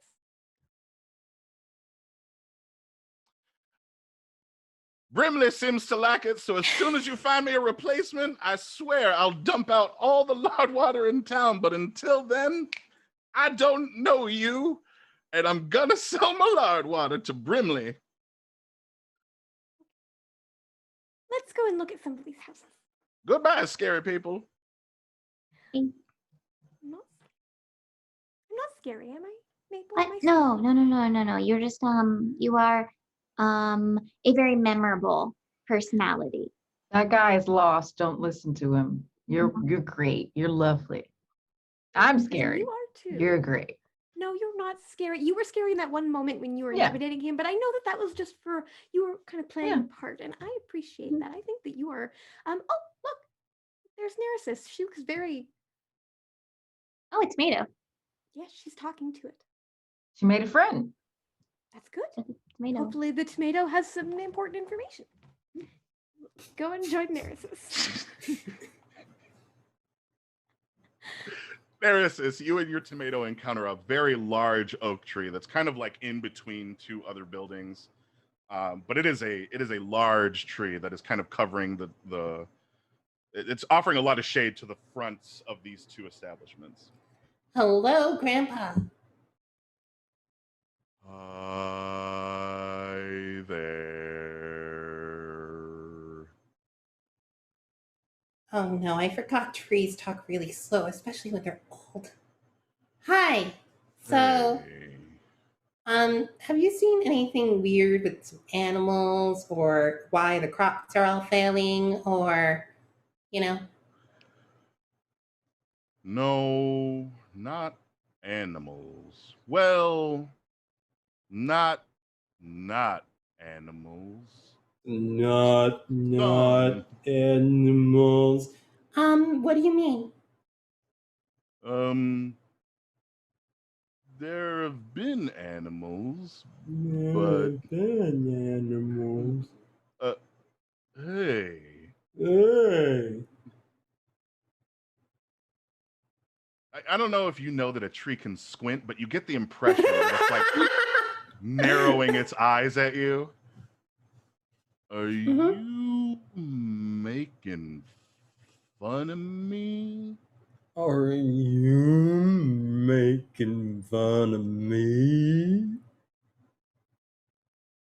All of the leaves that are kind of like bristling in the wind just kind of like freeze in unison, almost as if it's a deadpan, before it continues to rustle like a normal tree.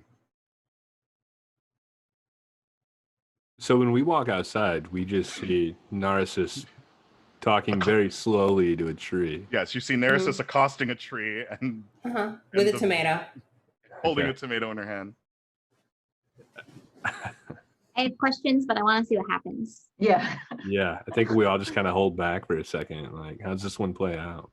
Hey, The I can tree- get out of your leaves as soon as you answer my question. The tree says nothing for like a really long time before you hear. So there were animals, but not specifically animals. There were some like you, but longer. And they walked that way. So Then- nymphs? No. Like tall people. Oh. Didn't really get a good look, but they went that way. And then fewer of them went that way. Sorry, did you say something? I said that some of them went that way. And then some of them fewer Old Ash Tree this says what? time. What? Huh? Hey. I don't see any hay. It doesn't look like there's any livestock left.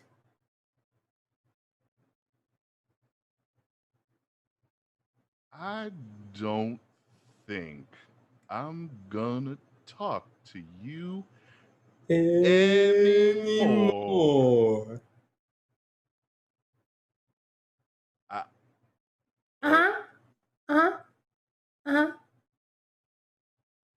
I could carve my name into you instead. Why does she have her would dagger out? Oh yeah. I think she's gonna stab the very tree. pleasant Does until anybody I'm know gonna what's stab the happening right tree. She really has been wanting to stab someone, so What? tree gets it. What? I'm just gonna stab a tree. There's nothing wrong with stabbing trees. We have some information. Oh yeah, we need to go over there. Over where? What? Wait, what? Oh, we need to go over there. Yeah. We need to go let's to the other farms. Yeah. Oh. Yes, yes, yeah. It seems like people actually left. a Seems long like time ago, people and went through there. Oh. Yes, they didn't tell anybody they were leaving. They just disappeared, which is very different than leaving. I feel like. Oh no, I mean like people came and went over there and have not Oh. come back. That's my understanding. Oh. Uh-huh. That's as much as I could get from this long grandpa tree. Well, that seems very helpful. Thank you, Grandpa Tree. Shall we away then? Let's boogie. Let's do it. Okay. I will whistle for my unicorn. Narcissus, as you walk away, you can hear the straining of wood as like the tree is visibly trying to pivot itself to turn away from the main road so it doesn't have to talk to people anymore. I don't know that trees necessarily have a Grandpa, back, Thanks so much. but this I hope one you have does. a good day. Like some Finding Nemo Dory. I do speak tree. I don't have a lot of experiences talking to trees, but that seemed really unproductive. I mean, we learned something. There were people that passed by.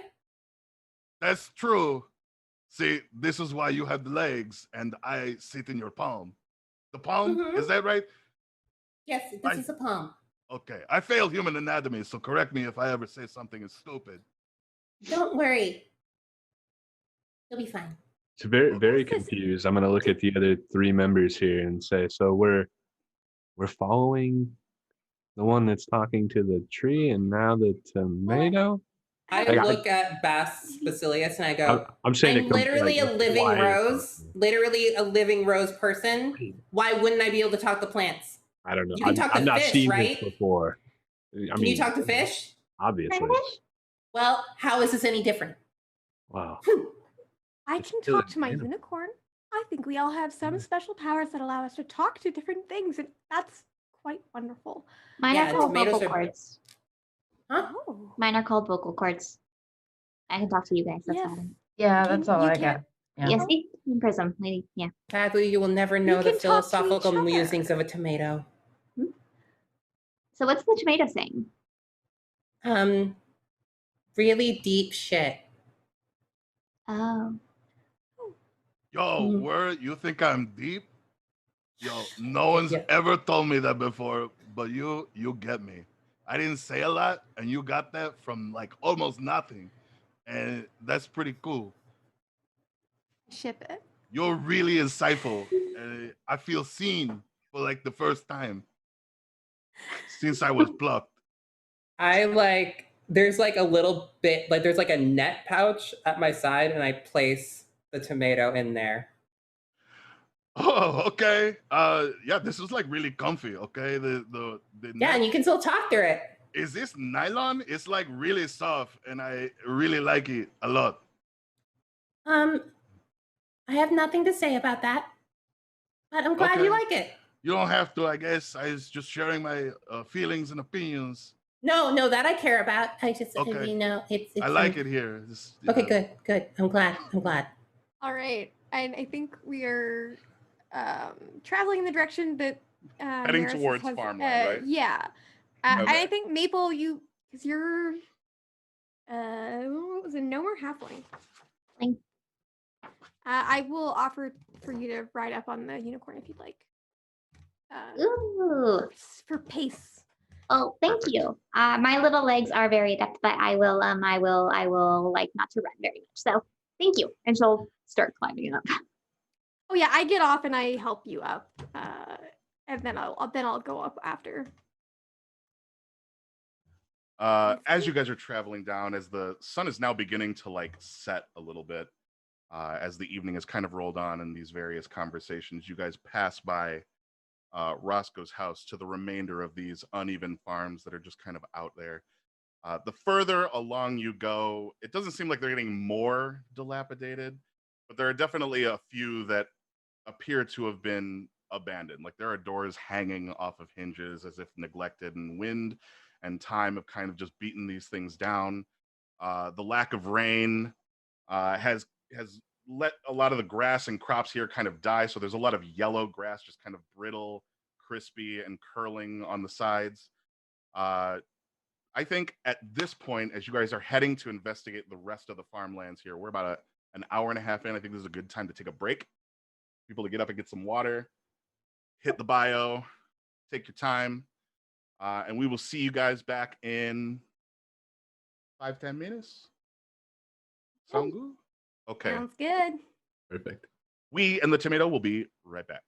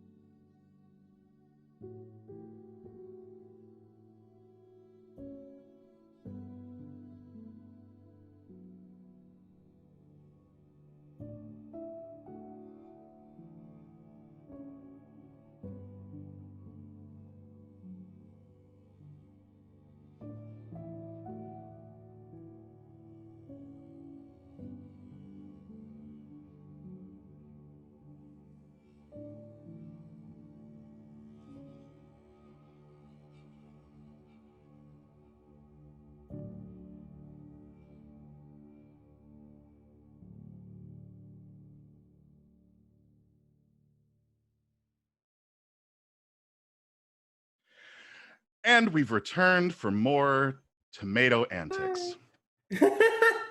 Our party left off as they were heading in towards the main farmlands here in Whispering Willows to go investigate what's going on inside of the farms and to go see where these people have disappeared off to.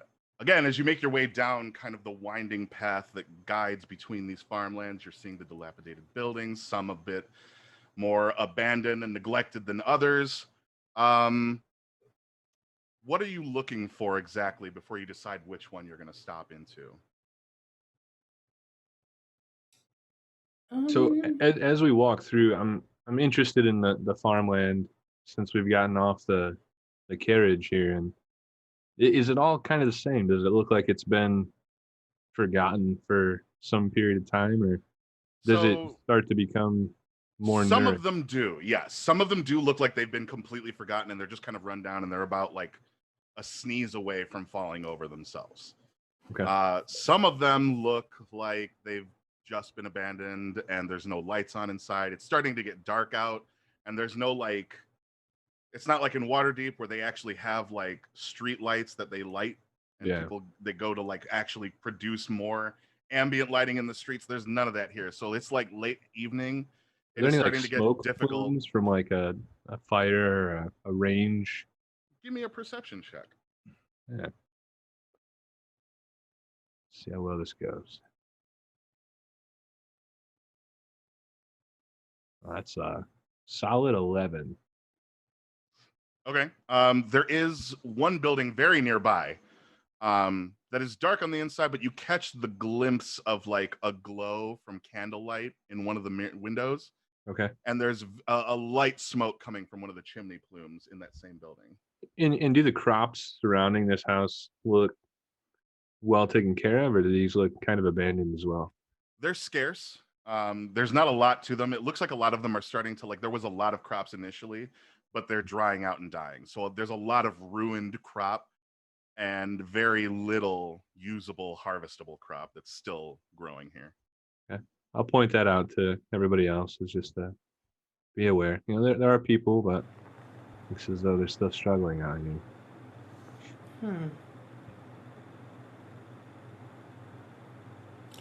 I'm trying to think. Which one smells the most like death? I would like to use Divine Sense. Okay. Sephi, you can give me. You can give me. Oh no, I'm good with that. I'm good with that. That's fine. I was just saying gonna aloud. Is there a way? All right. And then what's the range on Divine Sense? It's just 60 feet. Okay. So it's not very far, but you know, as we kind of, I think, approach kind of like the first building, that's when I'm gonna just kind of center myself and connect into the, probably like the horn on the shield begins to glow, and same with the horn on the actual unicorn that I'm riding, as I just try to attune myself. And it lasts for about a minute? Nope, just 6 seconds. So it's just like a okay. boop, I feel it. Okay. So it's a location of any celestial fiend or undead within 60 feet, not behind that's not even that good. You can sense anything affected by the Hallow spell. Celestial fiend or undead, 60 feet, not within total cover. You know the type, blah, blah, and I can know if something's been consecrated or desecrated. Okay. You turn the sense on, and for the 6 seconds that you guys are riding past these houses, the first 1 or 2, you don't really get anything. However, further down, outside the range of your spell, even though your spell has a limited range and can only sense about 60 feet out, it's almost like you ever put your hand closer and closer to an oven or like a hot pan to sense whether it's hot. The sense that you are pushing out with your will, kind of touching the edge of everything to find out what's there. It's almost like sending out your senses closer and closer to a hot pan. You feel that there's something out there that is setting off the receptor for it, but you can't tell at this distance what it is or why it's being set off. You just know something is in that direction. Okay, I will that's the one that way. All right. Does that match with the house that I saw by chance, or? It's not the house that's lit. There's a house there that's got like, it looks like there's activity inside. There's Okay. somebody moving around. There's a candlelight in there. Where she points, it is at like the far end. It's not the last barn on the aisle or anything like that, but it's pretty far down there. There is one barn that's got that's like directly in front of you, and the rest of them are kind of out in this periphery. There's only one that's like directly ahead of you in terms of where she's looking. Okay. I'll lean in to Iridessa. I'll say, well, what do you feel over there?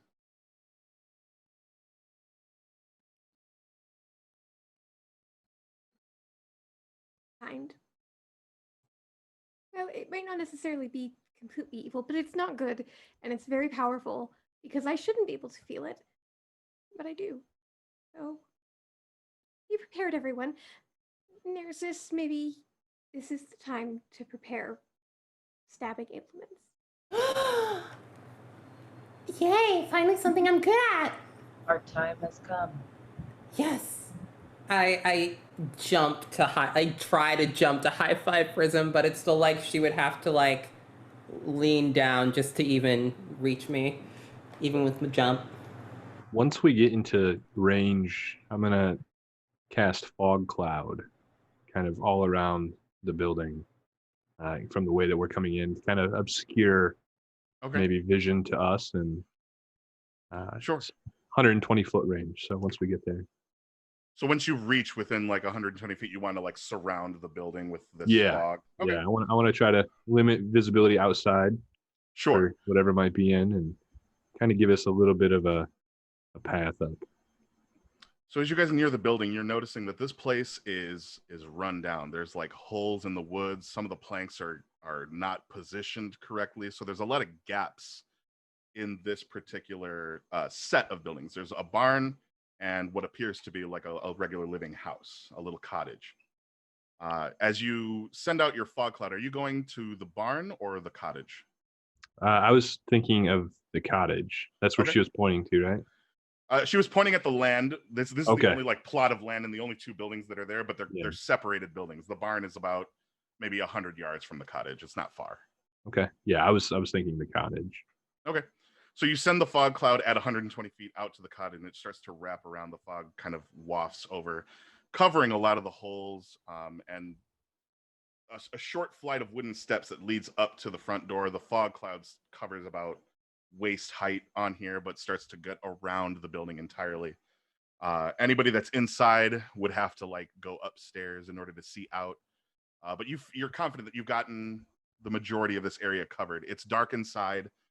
Okay. And it doesn't seem at this point like anything is moving inside, though your fog cloud is now wrapped around it, giving you the ability to get closer if you'd like.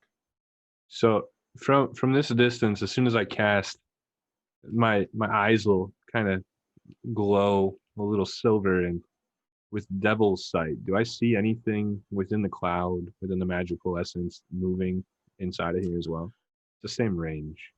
So your Devil's Sight will see through magical darkness. Fog cloud is more like a thick mist. Okay. That goes through there. But in the darkness, you don't see any movement. It looks like inside the house there is like a setup, and there are things inside, but none of them are mobile. They're all stationary objects. Okay. I'll kind of relay to everybody that I don't see any movement. We should be okay to approach. I'd like to just, before we get closer, put on my Cloak of Elephantkind. I'll go ahead and put the hood up. You're putting the hood up? Yeah. Okay. Yeah. So, any wisdom checks made to, perception checks made to see me will have disadvantage, and I have advantage on stealth. Would you like to try to see inside the building? Yeah. Okay, roll me an advantage perception check for me, would you? While that's happening, I'd like to disappear into the fog and start walking around towards the barn. Okay, roll me a stealth while I'm getting the perception from Prism. Cool. I think I get advantage on that. Hold on 1 second. I got 23. 23. Actually, I got a natural 20 first time, so that's oh shit. Nice.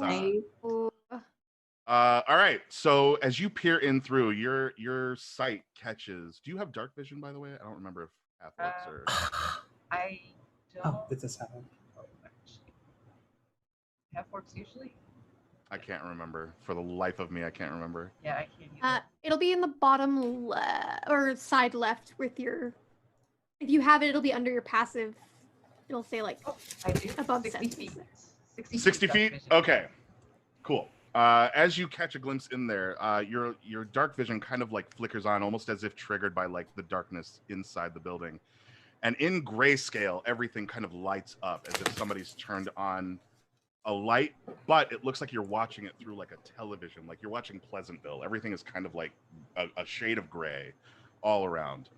As you peer in through one of the gaps in the wood, you notice that inside there's a small setup. There are unlit candles placed on the ground all over. There is a closed tome that is about a half a foot thick lying next to the candles. Inside, you can see that there is like a table with an assortment of beakers and fluids inside, but none of this is active right now. Like the Bunsen burner that's underneath these beakers isn't lit, but you can see that somebody has set up at least some sort of ritual / alchemy lab inside the house. I'm gonna turn and go back to the group and tell them someone's doing some kind of ritual or something in there. So I think this is where whatever's causing the crops to die is Oh, happening there. like cult stuff. Yeah, maybe. Cult stuff. Okay. I'm gonna center myself and do another divine sense now that we are here. I will get to that in 2 seconds. Neresis, Excellent. as you dive into the mist, you work your way. Are you working your way around behind the building, or where would you like to go? Where are you So headed? first, I rolled a 7 for a 12, which is not good. I just want to case the joint, like. Okay. As you head in, you kind of use the mist as cover, so you're very confident that you can't be seen. But even you can hear the loud crunch of like the dead grass under your boots, and it's annoying you because you know that you're better at being stealthy than this, and it's upsetting to hear like the solid loud. It's almost like you snuck home late at night and like every wood board is creaking. It's like that kind of loud snapping. Every blade of grass is like a loud bottle being smashed on the ground. I knew I should have cast Pass Without Trace. I knew it. Okay. But as you get around, there's nothing. It doesn't seem like anybody's inside this building. But you do catch a glimpse of some of the things that Prism is now describing to the group back at the main area. As you're close in, you look inside, and there is a book on the floor. There are candles on the ground. There's an alchemy lab on a table nearby. But because you're closer, you are able to see that someone has etched a large circle in like a dark paint that connects all of the candles into. Quick question. So is there a house and a barn? There's a house and a barn. Yeah, you are. Did we both look at the barn? No one has gone to the barn yet. Everybody. I was going to the barn. In that case, it's going to take you a while to get that 100 yards across. I'll get back to you in just a second because Okay, cool. that travel time. Iridessa, you trigger your divine sense. And again, as you look towards the house, you get the sense that something is off. It's not as intense as the feeling you're getting to your immediate left. What you're feeling within your senses here is that you are getting all your hairs to stand on end because of the surrounding feeling of immediate danger. Directly in front of you inside of this house, you are getting the sense that the land is desecrated. It is beyond repair. There is no amount of clerical works that can fix what has been done here. And that still pales in comparison to the white-hot Chernobyl to your left. Somewhere off towards where the barn and where Neresis is walking towards is the most gut-wrenching, sickening feeling you've ever felt. And that includes an hour and a half ago when you were discussing the lard water. That barn. There's something truly wrong with it.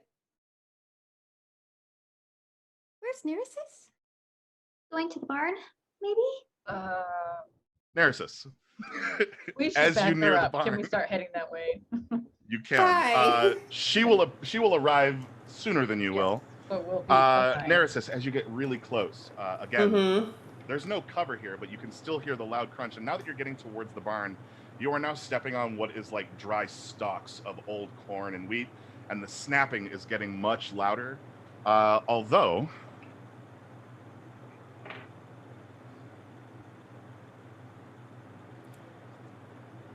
when you get near the building, you see that there's a lot of gaps. Same as the other cottage, there are planks that are juxtaposed. There's a lot of gaps that you can see inside of the barn too. And as small as you are, you could almost walk through some of these. If you I want to wanted. walk through. I choose to walk through. As you head straight on in, as you step in through the plank of wood, the immediate smell, like it's almost like a punch in the face. And because you are so apt and friendly and familiar with death, you recognize the smell of corpse, like immediately. Decomposition. Time for new soil. Can nymphs see in the dark? I can. I don't know if nymphs can, but I am a Way of Shadow monk, so I can see in the dark pretty damn well, I believe. Well then. I think I have dark vision for like 120 feet. Don't correct me. Not correct me if I'm wrong. I mean, maybe I don't. I thought I did. Might have been one of the other things I was looking at, but If you do, it'll say on the left-hand side under your passive perception and passive insight. I do not have it there. And I thought I got it as part of our class, but I guess I don't. So as your head is on a Oh, I can cast dark vision. That's what I can do. Okay. There it is. Do I just have it? Hold on. Yeah. I can use 2 key points to cast dark vision as I enter. I'll do that. I'll do that. So as you enter and the immediate smell stops you dead in your tracks, you summon up the will inside you and focus on your eyes. And as you open your eyes once more, the lighting in here shifts from a dark only lit by moonlight. You immediately see kind of like the jagged curve of several silhouettes jam-packed in here like sardines. As the eye shift happens for you and you're able to see, you notice that there are several elven, gnomish, human bodies, people standing. They are all, again, packed in here like sardines, and they're just kind of like swaying with whatever breeze moves them, completely soundless. Most of them are being held off by these horse stables with shutting gates. And in the center of the room, it looks like they've filled up each of the horse stables with these bodies. And in the middle of the room is just the overflow, are another 5 beings just kind of standing there, swaying. Do they look alive? I need 2 things from you. I need a perception check from you. And I need you to roll me a second stealth check for being inside the building. Okay. Insight or perception? Perception. Okay. That ain't good. Okay, let's see. Oh, dirty 20. Okay. For the perception? Yeah, let's see what the stealth is going to be. What you see is that none of these beings... Not one. Oh boy. Oh, my first time playing a rogue's going great, y'all. Not one on the stat check. So here's what happens. Oh boy. As you're kind of like looking at them and getting a little bit closer, you notice that none of them are like breathing, but every once in a while, like a hand twitches, almost involuntarily, like a shoulder shrugs or a head moves to one side. And as you step closer, you don't realize that there is a rake kind of leaning up against one of the stables, and you kick it, and it falls to the ground with a clatter. And the 5 silhouettes that were there, one turns around, and as it turns to face you, it gives off that eye gleam like cats in the nighttime, that nocturnal shine back as it looks at you and starts to walk forward. Its arms immediately raise up to reach out towards you, and you hear the sound of air escaping its lungs as if it's exhaling for the first time in several hours. Just and all 5 of them start to reach towards you. Neresis, I need you to enter initiative for me, and if everybody else could follow suit. God. Okay. Let's see if this is gonna go better for me than my other rolls. So what's going to happen here is, Neresis, Much you are better. solo in this barn, but everybody will arrive on the second round because you followed behind her a little late. Okay. So that's a 19 for initiative. 19. Everybody else give me your initiative numbers so that you can 12 hop in on for round 2. Iridessa. And 12 for Prism too. Aw, twins. Twinsies. A 19 for Maple. Yeah. Twinsies. And an 18 for Basilius. Oh, I can't even get sneak attack damage because they've all seen me. God damn it. Oh, a 21 for Basilius. Sorry, I was reading the die roll. Oh. Modifiers are life. Sorry, Aliza, what was yours? 12. 12. And then Bree and Mellie were on what? 19. 12 for me. Oh, you guys were on 12. Okay, sorry. You get 2 19s, 2 12s, and a 21. Look at us. Holy cow.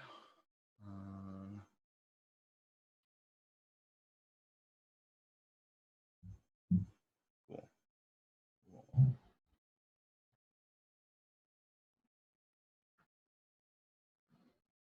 Lisa, really quick out of character. What's your AC like? It's not bad. It's 15. Okay. What's yours? Oh, mine's very good. I was just asking if when we get to our turn, if you let me go first, I can do something to help you as you go in. Okay, thank you. Sephi, you looked out. You get to go first. Okay. So I am going to run the fuck out back the way I came with no grace whatsoever. I'm going to take the dash action and just, yo, there's zombies or something in here. Oh my God, I don't know what's going on.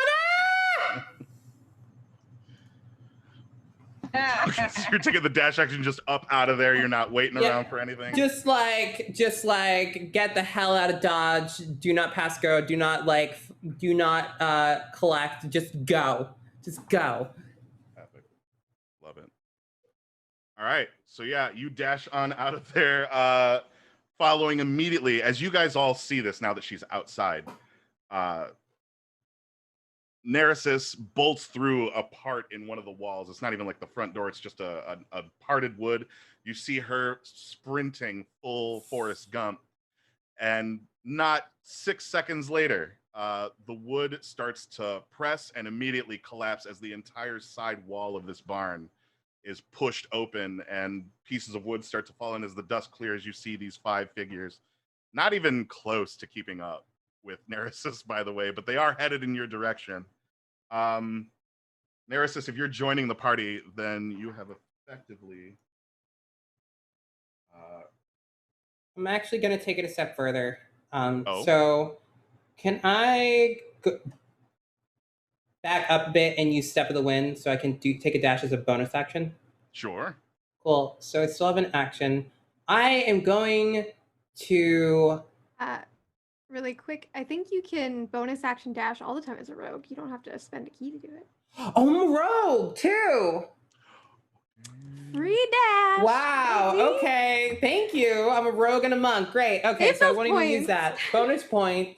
I'm gonna use my action to. Can I use? I think I can use my action to hide. You can also use cunning action to get it as a bonus You can use action. your but I'm action gonna- to do anything you want. I'm gonna use my action to hide. probably when we're in the fog, so I'll try and conceal myself somehow. Okay. Roll stealth. Yes. Don't betray me. 16, much better. Much better. All right, let me catch eyes on passives here. If I were a caster, I'd probably be dead now. Oh, yeah. Cool. Just saying. All right. As the zombies make their full moves and their dash moves towards the group that is now descending upon the barn, you guys are now seeing sorry, you don't see Sephi. You see Neresis. You heading see out the me barn. in These all my zombies come out, glory. and as you descend upon them, you guys are now probably within about 40 to 50 feet from them. But we'll stop at the top of the order. That is Basilius. Okay. So they're about how far away from us here? About 40, 50 feet. Okay. So I'm kind of intrigued. I just watched Neresis disappear into the fog, and I'm going to kind of reach out and cast Hunger of Hadar right in the center of Okay. the zombies. It's a 20-foot sphere, basically right in the middle. Anybody that starts their turn in it will take 2d6 cold damage. Excellent. So that is like a bonus action, kind of mitigate my packed weapon will kind of just come out of my hand, and I'll prepare for what's to come. In the interest of saving time with that, roll your damage now, and I will just apply that damage to the start of each one's turn. Okay. They are pretty tightly packed. They started off like hugging each other essentially, and they are not very far from one another, so they will all be within this. Gotcha. And it's just 2d6.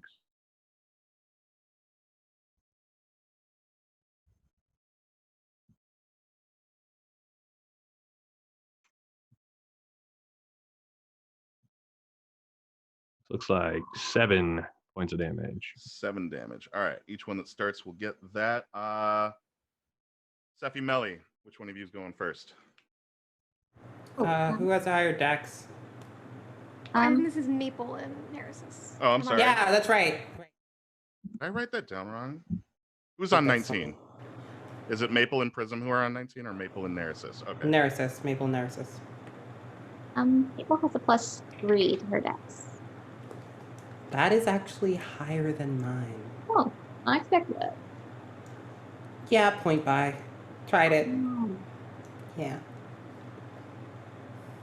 And about how far away is it? So if you guys all started moving at the same speed, you guys are all about 40, 50 feet away from them. Neresis, depending on how far she decided to dash, would probably be a considerable distance behind you guys now that she's bolted for it. But yeah, you're about 40 to 50 feet. From the nearest one to you, it's 40 feet, we'll say. How much visibility, I know this is not my turn, but how much visibility do we have through the fog to see these things? So you guys are separated from the house enough that you are outside of like the actual mist. And you are now just like in an open field that has been tilled and wasted away. Okay, so I would not have I would have hid in the fog still. Okay. Just out of range of where they're focusing, so that I would be in the fog, but I can't really attack them unless they pass by me. With me casting another spell, the fog's going to die as well. Well, they also can't see you from inside the Hunger of Hadar that is currently. Yeah, it's just a black hole thing. Oh. Okay, cool. Maple? Okay, so if Maple were to be running in their general direction, her full speed, which is only 25 feet, how far away are like the remnants of the building? The building, so like when Neresis bolted out and the zombies came in, you guys kind of met in the middle. So they are like a good 40 yards from the building as you guys were like hoofing it to get to them. Understood. We're still pretty far away. And what do our surroundings look like? Like, are there objects? Are there bushes? At the moment, it's open field and 2 buildings. Okay. Dang it. A little far away from me. In which case, you can say, "Hi guys, we have a party. I would like all of them to make," or 3 of them, sorry, because there's several of them, I believe. Charisma saving throws. DC is 14. Hey.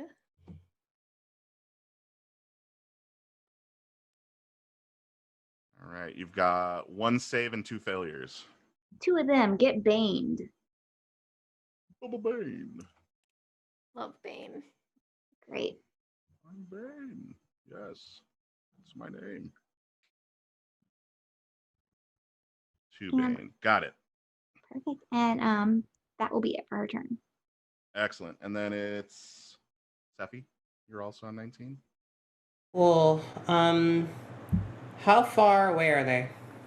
They're all currently within this cloud of black and limbs that has been summoned by Basilius.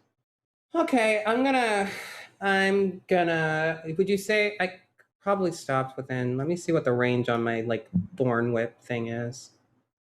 20 feet. Okay, so I would get moved to 20 feet away from them. I'm gonna lose sneak attack, but it's fine. Mhm. So I'm gonna make a range attack. Now, because they're in that like dark pit that they're in, make the attack with disadvantage because you With can't see disadvantage? them through the black right now. Even with dark vision, It's pitch black. It's it's magical. magical pitch black, darkness. Okay, cool. Let's see. You can still see. Did not roll 2. Hold on. That's a 12 to hit. 12 to hit. It does hit. So basically, Neresis has pink skin and it parts, and these rows of thorns just shoot out from her like torso and carve into this thing. Damage. That's 6 damage on the first strike. I don't think I think that's all I can do as far as my action goes. I wouldn't count this as an unarmed strike. So Now, does the thorn whip pull them, or is that not? it the way will that pull works? it 5 feet closer to me. Okay. As long as it's large or smaller. Well, I'm doing some quick geometry. Okay. Cool. Cool. And All right. then I'm going to use a bonus action to apply poison to my staff of flowers. So, Sick.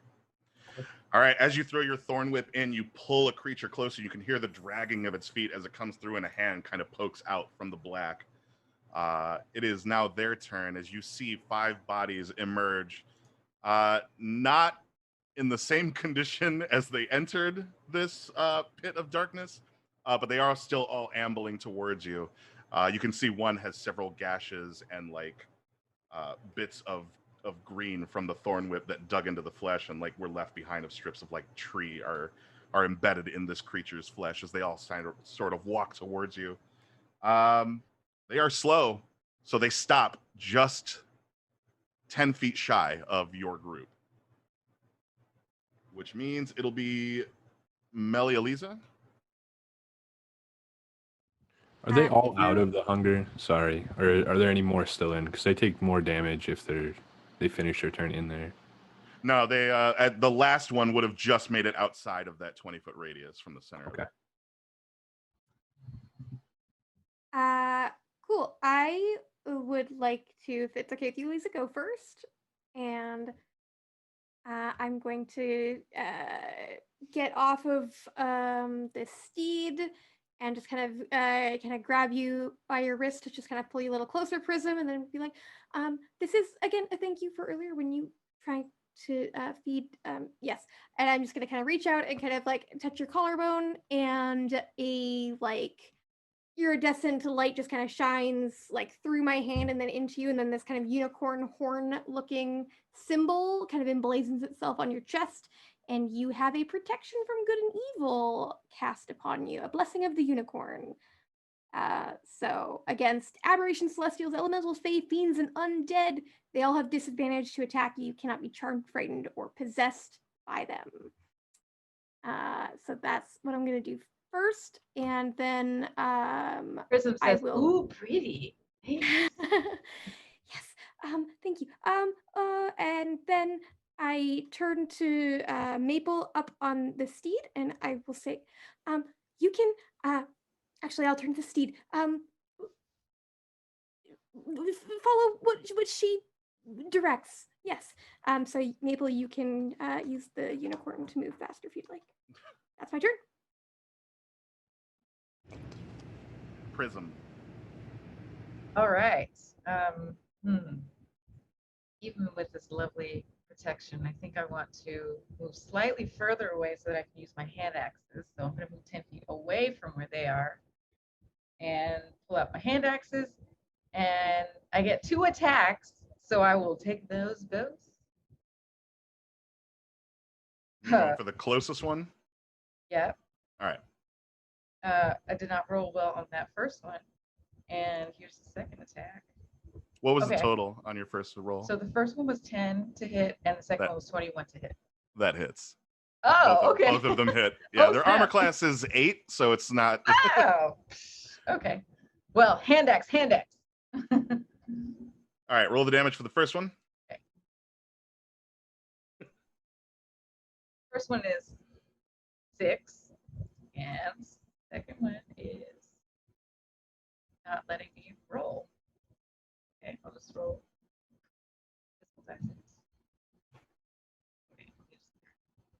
there we go. Second one is 8. So 8. 6 and 8. All right, the first one sails through the air and just kind of stops with like a sickening chunk right into its collarbone. The second one sails by and it hits, almost like it hits the first axe and shoves it all the way through, and the thing collapses in and of itself, leaving your hand axes on the floor. It is down. So I kind of cleaved into it. Yeah, you've chopped it apart with your 2 axes, just kind of like dissected this thing like a bad high school project. Let's see. I think we're back at the top of the order, which means it's your turn, Basilius. All right. So seeing as how everybody's kind of out of the hunger, I'm gonna run forward. 30 feet should get me there, right? We were about 40. They're outside. Well, they're like 10 feet away from you, so you can absolutely get up to them. So I'm gonna run up and attack with my rapier. And right before I attack, the rapier kind of finishes its animation and solidifies in my hand, and I go to strike. Let's see. It's going to be a 19. Oh, yeah. Should do it. Yeah, that'll do it. And then that's going to be 12 points of damage. You slice through the creature and you leave a very, that gash would have killed a normal person. This thing is still reaching for your face. Okay, perfect. And then I think that's, I do have a dagger. 2-weapon fighting. It's a bonus action. I'm going to go through and try to attack with my dagger. Sorry.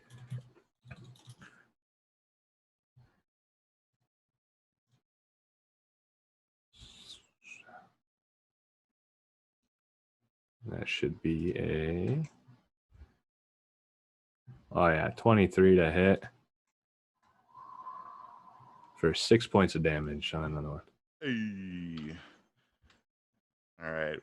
Holding it close with like the large weapon in your hand, you pop it with the dagger and it just kind of sinks into your hands and you are now carrying a lifeless body. Perfect. I'm going to hold him there. Yeah. All right. And it just goes limp noodle. In your grasp. I'll scope out which one's next. It is Neresis and Maple. Cool. Do you want to go first, Maple, or do you want me to go first? Oh, you can go first. Okay. So I am going to. None of them acted this turn, right? Not in this round. They go after you guys do.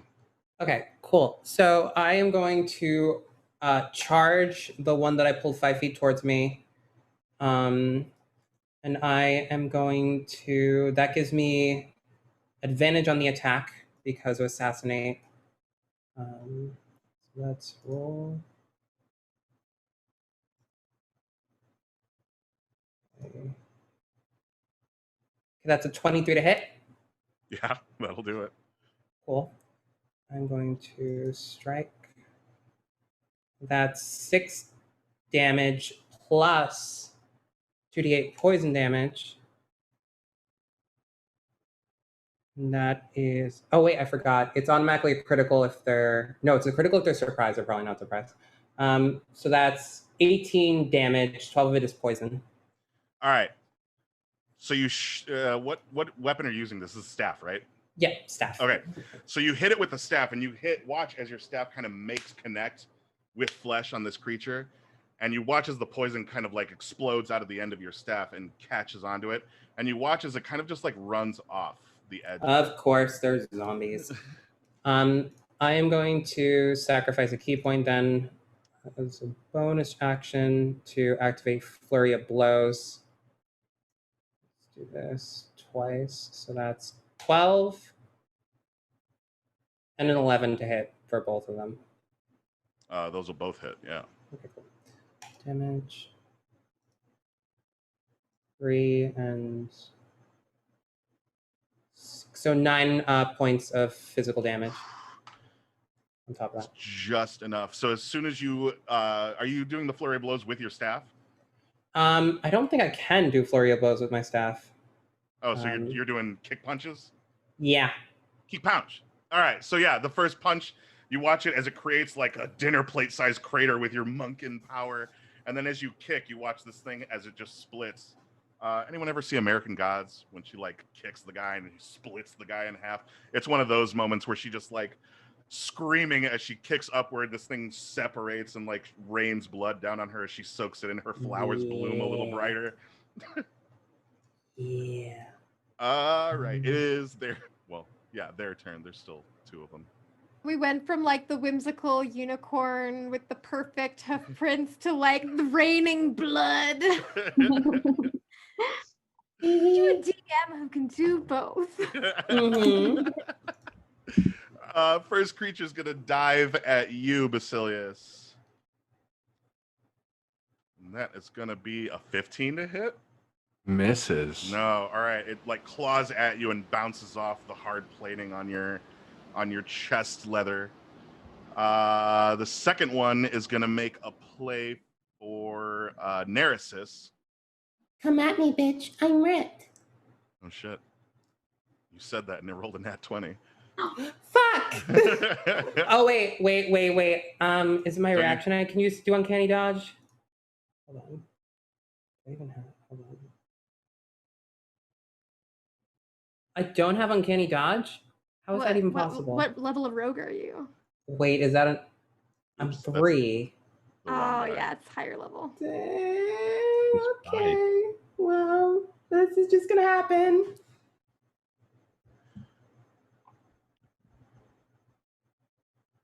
No worries. You take 4 points of bludgeoning damage as this thing just claps you on the shoulder.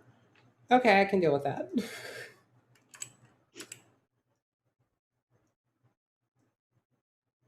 Yep, and that is it. It literally just like swipes at you, and you feel the heavy blow as it like lands its hand on you. But they're slow, and they're not.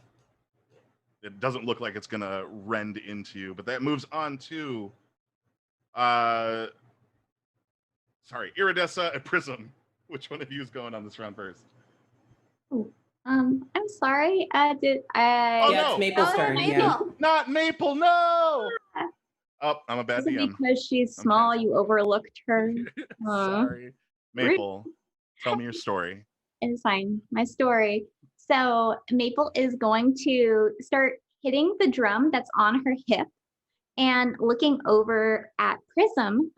She's going to say, "My friend, you like gems. I've got one for you. Hopefully it will help your axes strike true." And as she gives her inspiration, she'll summon a mode of potential, which is in the shape of a little gemstone, to just orbit around Prism. So depending on what you use that inspiration for, it'll have a different effect. Your little rhymes are so good. Yeah, they're really good. I That love, was so Thank cute. thank you so Writing much. that down for I later. love rhymes. And Thank you for as that. her action, that was her bonus action. Let's see here. Still concentrating on Bane. She is going to here. Oh, why not? Is it possible for if she were to be looking over at the group that's still there, if a spell were to be cast like Oh, I should note, because you would know this having cast the spell, the 3 that you cast Bane on are currently dead. oh, okay, they're dead. That's wonderful. Oh, okay, that's also really good to know. Thank you for that, Iridessa. She is actually going to start patting on the unicorn and be like, "My friend, could you take me 60 feet towards the building?"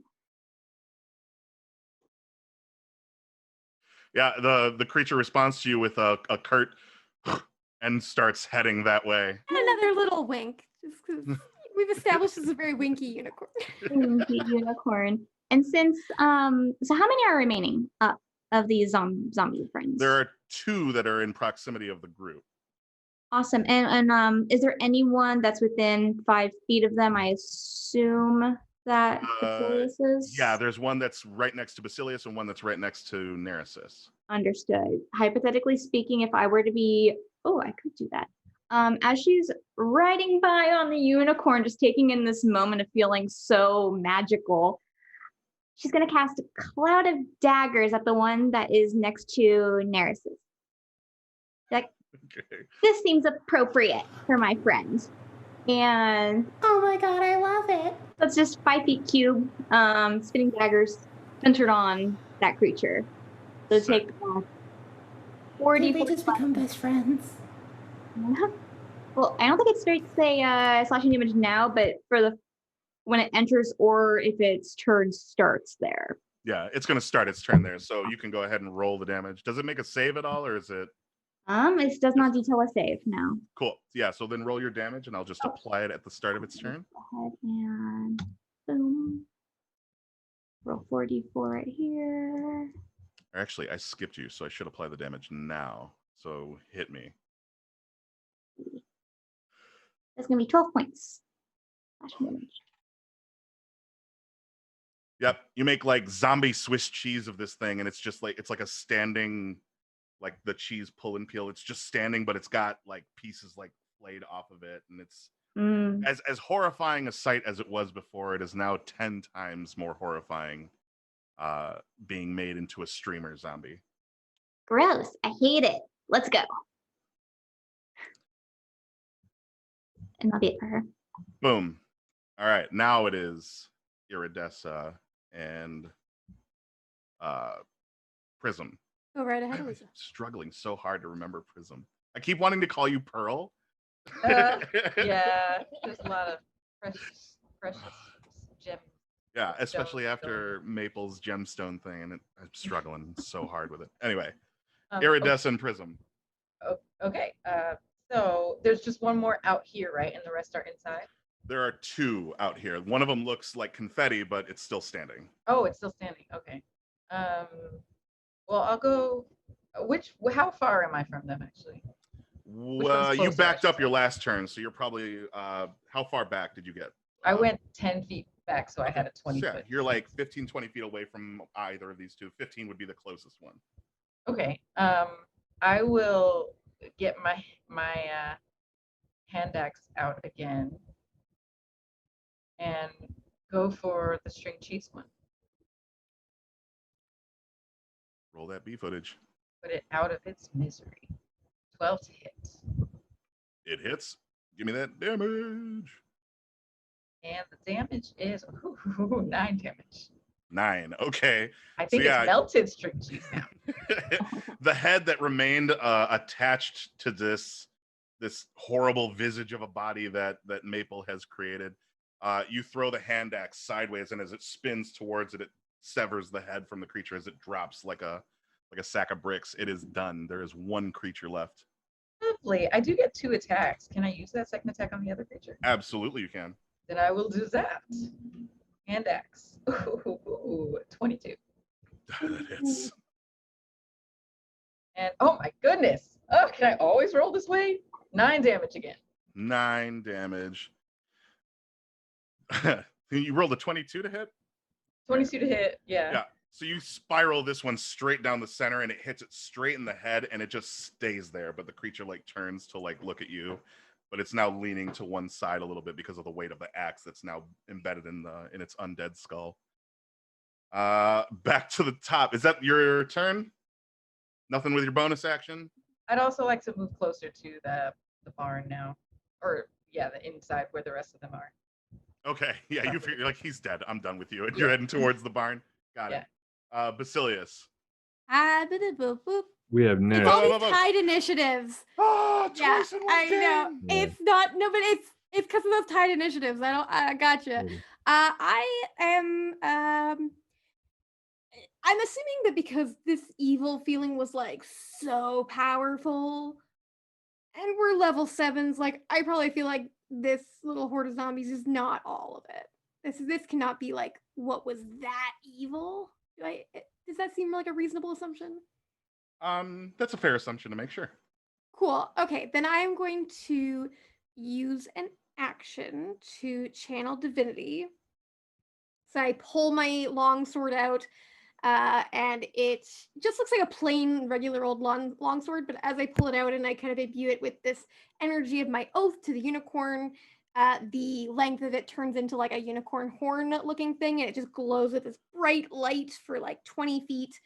And then I'm just going to kind of like run my full 30 feet of movement and then slice through just the air and cast Blessed Passage, which is what I've renamed Misty Step, to go 30 feet more. So I'm going 60 feet to the barn. Okay, cool. It's like Blessed Passage. What the hell is that? Oh yeah, I I've just never heard of rename all my spells so they're very flavorful. So yeah, it's just Misty Step, but it's so like I'm cute. cutting, I I'm just like love it. cutting it the so world much. open to teleport through light. Perfect. Blessed So, Passage is an awesome name. Like, let's just say that. Thanks. So you hear the harsh whoosh as your knife cuts through air, and almost like somebody ran their finger across a xylophone. Do you hear that like bring, as the portal opens? You step through, and you instantly appear just outside the barn where Neresis had ran out of just moments ago. Perfect. And I just hold my sword so that it is shedding that 20 feet of bright light and 20 feet of dim light so that we can have some vision in there because I don't got dark vision. Okay, perfect. There be light. That's my turn. Okay. I think we're at the top of the order now. I'm gun shy now. Basilius, you are next. Yes, there's one adjacent to me that's still alive, correct? It is. All right. So I'm gonna keep holding this one with a dagger kind of against me. With my main attack, I'm going to swing at the one that's still alive. Trust me, it makes sense in just a second. So it's a 14 to hit for maximum 14 damage. Jesus Christ. All right, yeah. Yeah. I think it's 6 hit points left.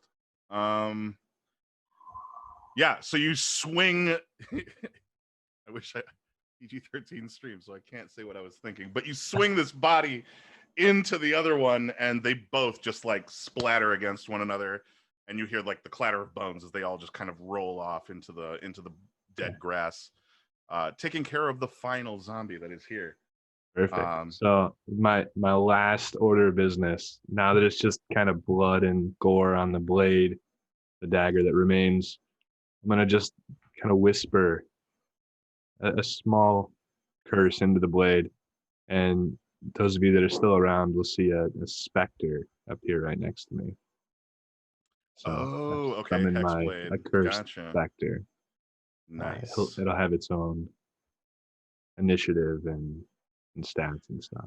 Perfect. So yes, a large purple spectral being kind of emerges as you place your palm on the forehead of one of the zombies and rip out what remains of the soul of this creature. And you have a thrall.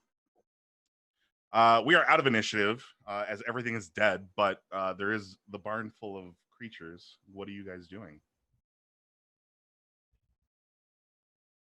So I don't know if any of you saw this. Wait. Where's Maple? Where's Maple? An unicorn. Oh, okay. Okay, we should go get Maple because that thing is full of bodies. The barn is full of bodies. There's a lot of death in there. Told you they were all dead. Do you want to just clobber him, kill him? I was thinking more set it on fire. I'm going to use my divine sense now that I'm inside this barn to pinpoint the evil. So your divine sense is if you're scanning what's inside the barn, it's like looking at minnows in a pond. Like there's 80 different senses of creatures in there that are setting off alarms in your head.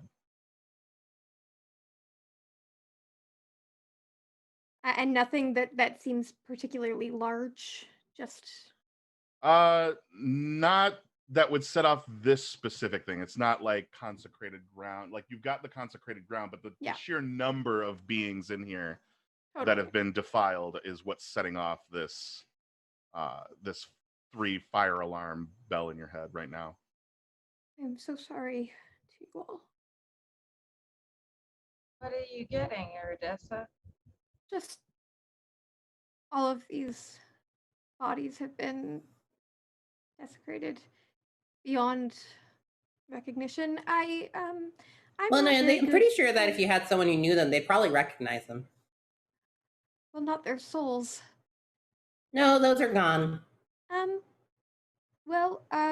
don't know if perhaps one of you would look at the bodies and see if there's any evidence or something on them before we do anything else. I just would rather not. Okay. Interesting. I could try to get close with my little cloaky, stealthy thing and pickpocket one of the zombies. I'm happy to escort you and protect you. I just don't want to manhandle the dead if I can avoid it.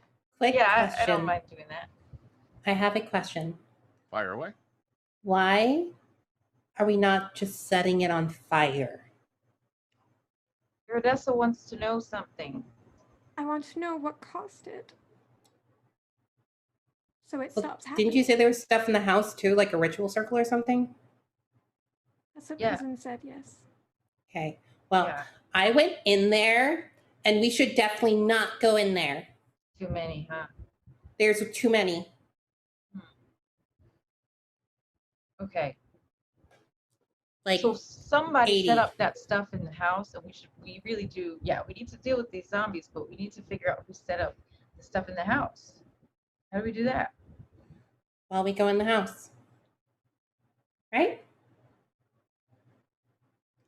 Yeah, after fire. Yeah. After fire. That work with you, Iridessa? If we can just look at one of them before we set it ablaze, you can work on the fire while we do that. Look at the ones that were over there that are dead. I would be worried that we'd wake up too many if we poke the nest. Right. I walk over to one of the ones that's in pieces out here, and I try to search its pockets, shreds of pockets, see if I find anything. So the clothing that they're wearing is tattered at best, and that was before you guys threw many bladed weapons at them and clobbered them with spells. At this point, they're wearing strips of linen and bags, essentially. But roll me an investigation, Prism. Well, I already have a -1, and the tatters, I'm sure, are not. Is there any way to aid her in this? I rolled a 2. Yeah, if you're also looking over the bodies, then one of you can roll with advantage. Yes, please help. Yeah, go ahead and roll. Because I Prism. got nothing. I also have inspiration still. It's a D8. Oh, it's a D8. Ooh, okay. Did you roll with advantage as well? I didn't roll with advantage. Yeah, so I'm gonna help you out. So go ahead and Oh, roll. oh, that was for me. I didn't know that was for me. Okay. All these All right, thank you. bonuses for Oh, look at that. Oh, that helped. Lisa. Okay, that was 14 on the second one. And now I'm going to add D8.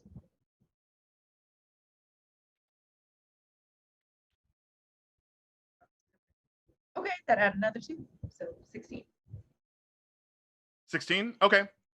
So while you don't find anything in their pockets or clothing necessarily, you notice that on the ones that have torsos that are intact, that they've got carvings in the flesh that look like, magic runes. Are you proficient in Arcana?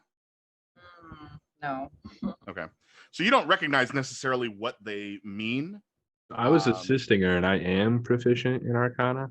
Okay, so she'll point these out to you after she's found them on them, and she points out that each on the back of each one of them is like an alchemical circle, and you recognize this as. Let's see how much you recognize. Roll me an Arcana yourself, Basilius. And that's on the back of what? On the back of the torso of each of these zombies. Okay. It's like, is it burned in or Carved. carved? Okay. Interesting. But because the flesh doesn't regenerate, because it looks like they were made post-mortem. Yeah, I got a solid 5. 5? Okay, you know that this is part of a ritual. You don't know much other than that this ritual, like many rituals that involve the undead, are meant to strengthen another person by, placing however many alchemical marks on other living creatures in an attempt to harvest their life force. But other than that, nothing specific. Okay.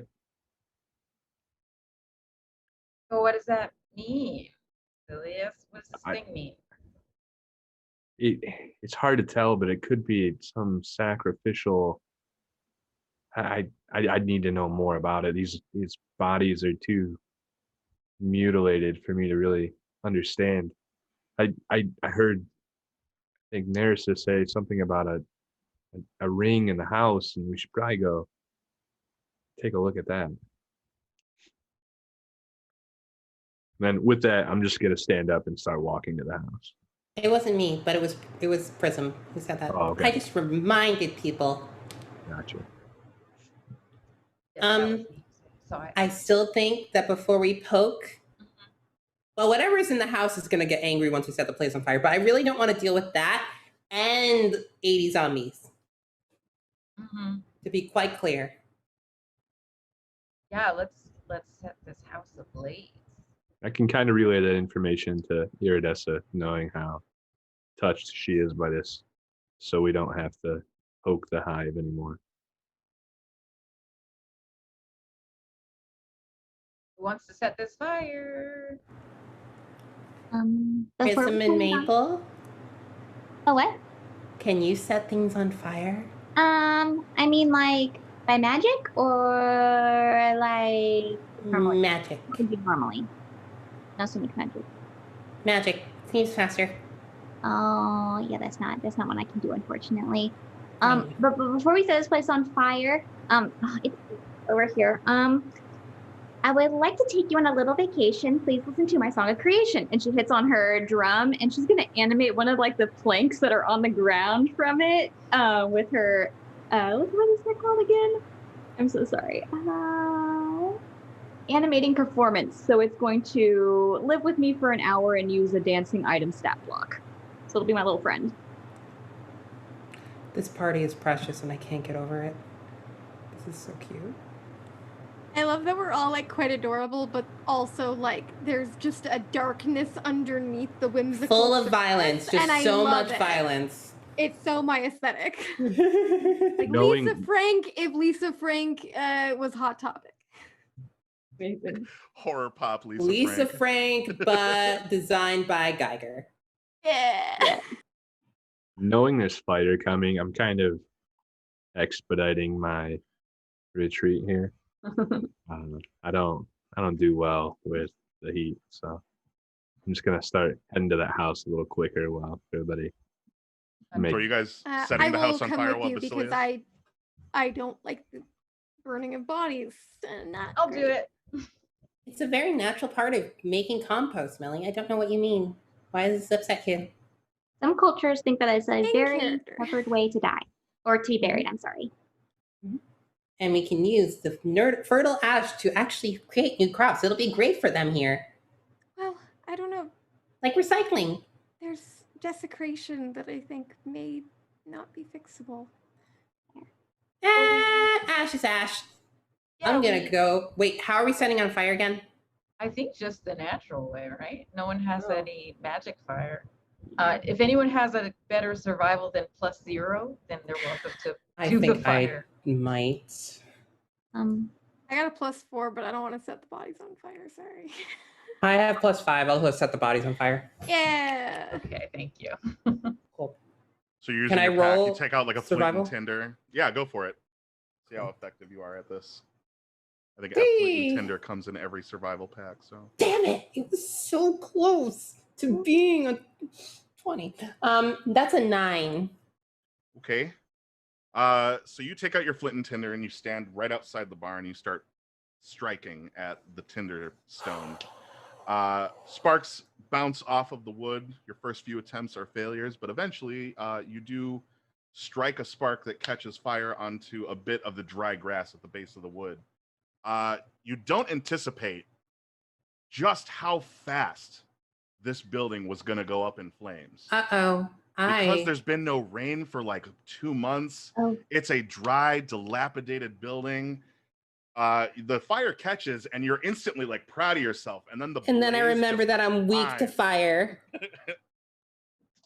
That I'm vulnerable to fire. You are an actual plant. I am an actual plant. Oh no! How can I scoop Neresis up and just run her as soon as she sparks that fire? Just scoop her up and run her away. Sure. Realizing the dawning realization of her.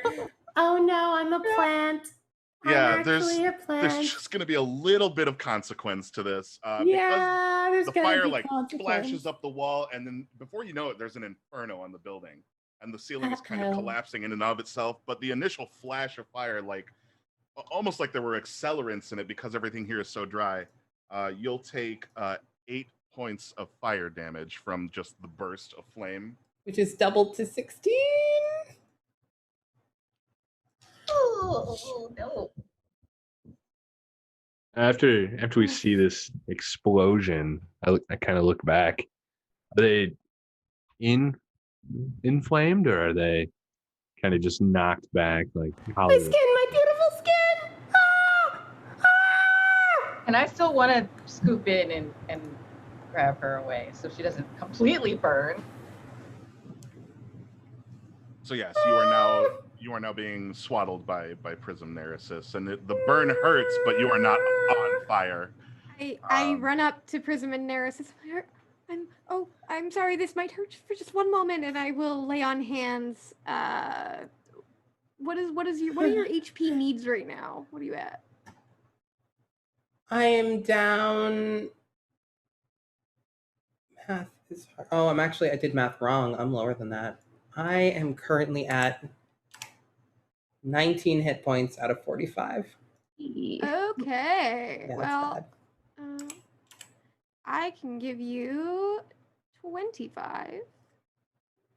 Thank you. Yes, I'll do lay on hands, and again, it's that iridescent, glowing energy that just kind of goes through me, and you almost just like, you kind of almost get like a vision as well, like of a unicorn, like standing behind me, like a real, like huge one, not like my spiritual one, in the moment that you get healed. It felt like burning, and now it feels like rainbows and glitter. Well, that's what I like to hear. Okay.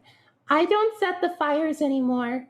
I would like not to set the No. fires anymore. That was a bad idea. I Yes. forgot that I'm plant matter. Yes. I'm sorry that I didn't volunteer and keep you from doing that. I'm No, so this sorry. is very much on me. This is something that has affected me my entire existence. Can we go deal with something other than fire now? Yes, we're gonna go into the bad house now.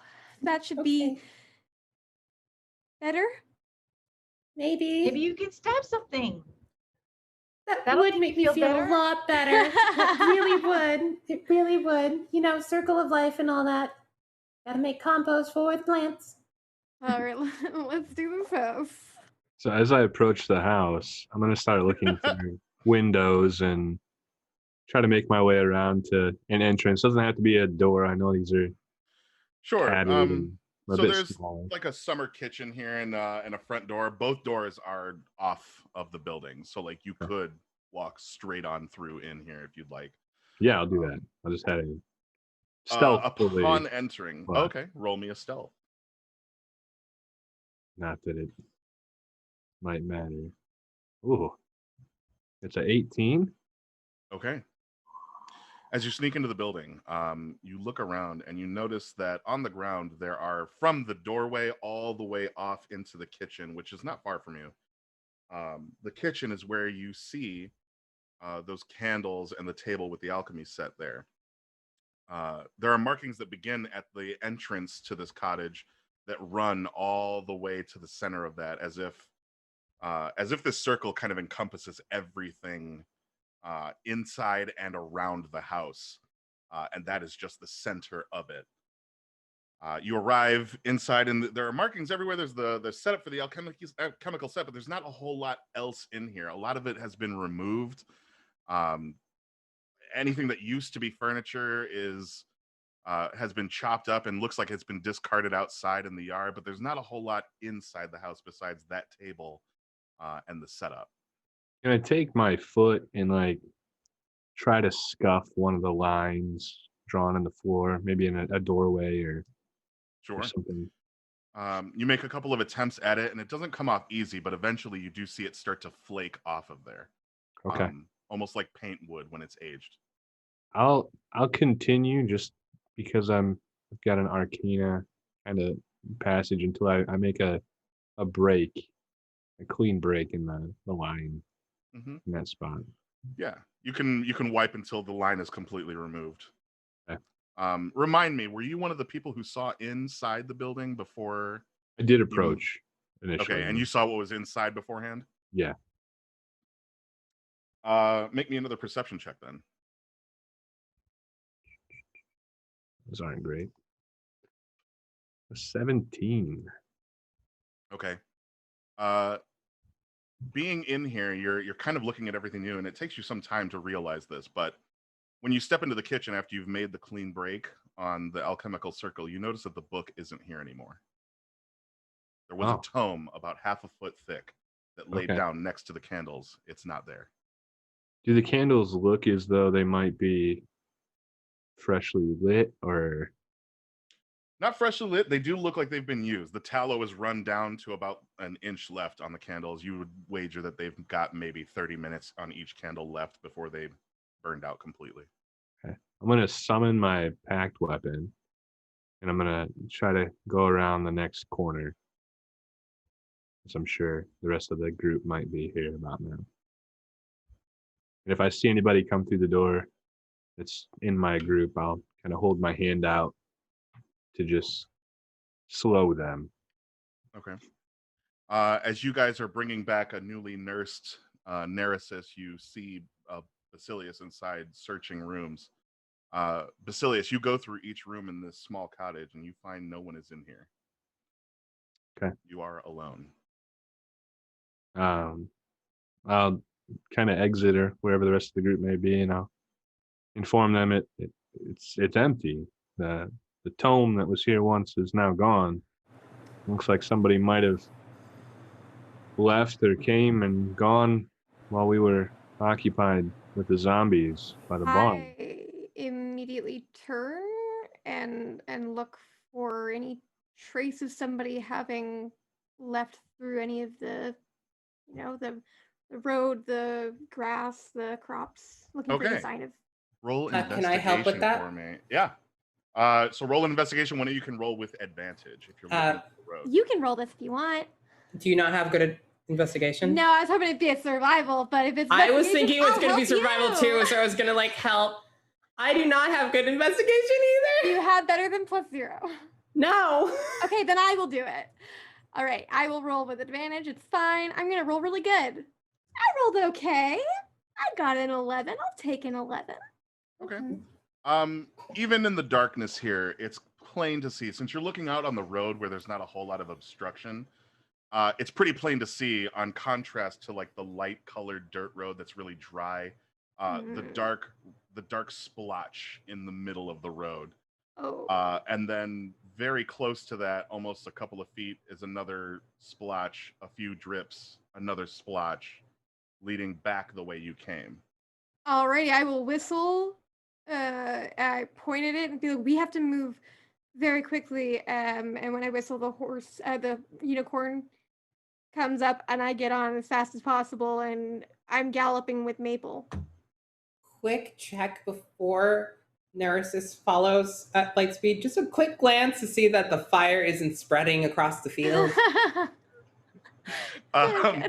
So the house has kind of collapsed in itself, but the fire is not spreading outward.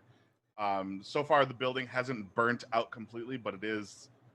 It doesn't seem like there's not a lot of wind here. So far, says the DM. Yeah, So- you imagine that even if it were to spread out, it would probably end at like the roads that separate each farmland.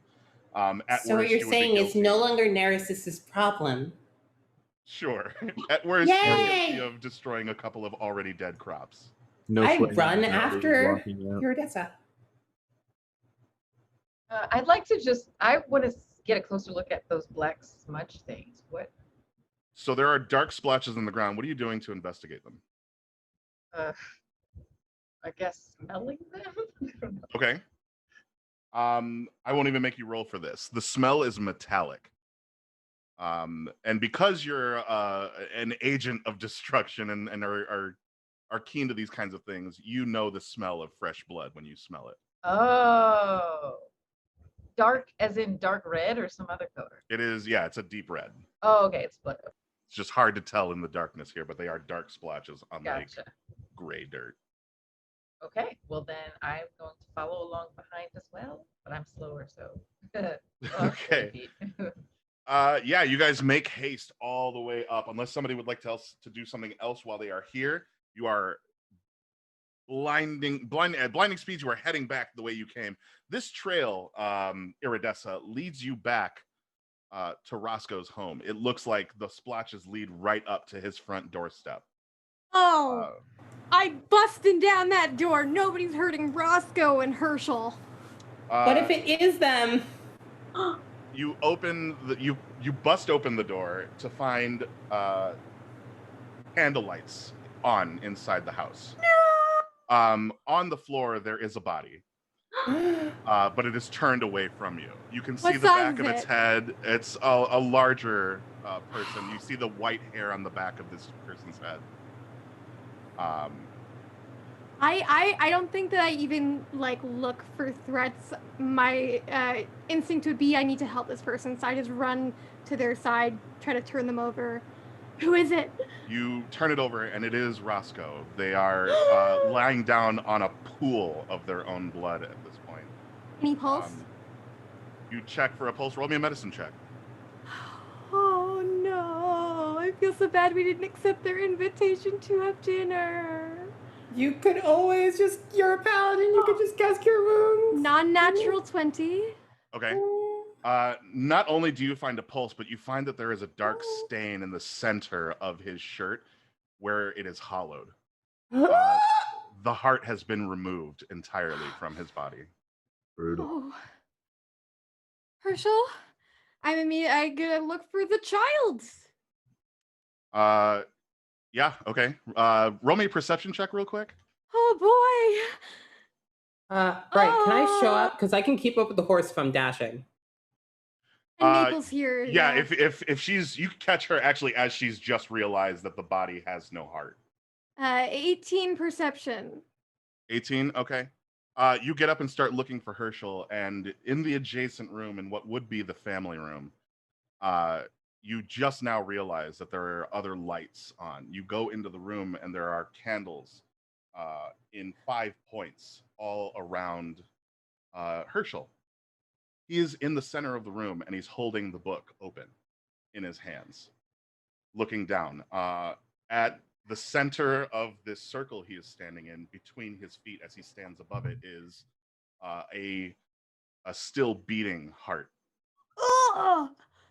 He looks up at you, and one of his eyes, the iris white, has turned completely back, and the center of it is a sickening yellow color, and it moves independent of the rest of him. Herschel, what are you doing? What are you doing? In a voice not his own.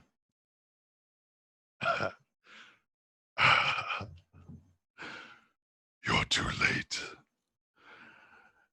The child is mine. Suffer this loss. Keep it with you. And it raises its hand. No. And I need initiative rolls Oh! from everybody.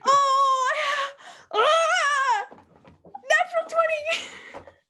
Which means it's a 19. But natural 20, I feel like that's very accurate. Good. All right. You know what? I'm going to write this better. Here we go. Oh. I got the opposite. Oh, Natural no. 1. And Yeah. I got a 6. I've been rolling choice rolls this night. I had a nice little streak there, but that has ended, I guess. All right. So I've got Iridescent at the top and Neresis at the bottom. All right. Anybody else 15 to 20? I had 17 and my Spectre as well. Basilius. And your Spectre. 10 to 15. Cool. Herschel. And then 5 to 10. I got a 6. 8. 6 and 8. Okay, so Maple and then Prism.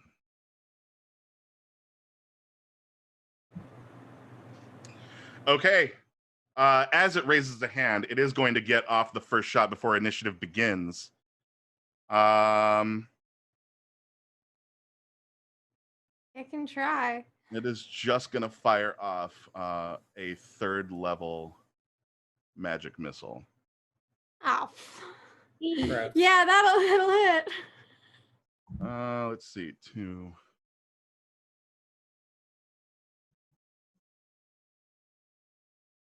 So you'll take 15 force damage as it flings this several pink darts flying out towards you.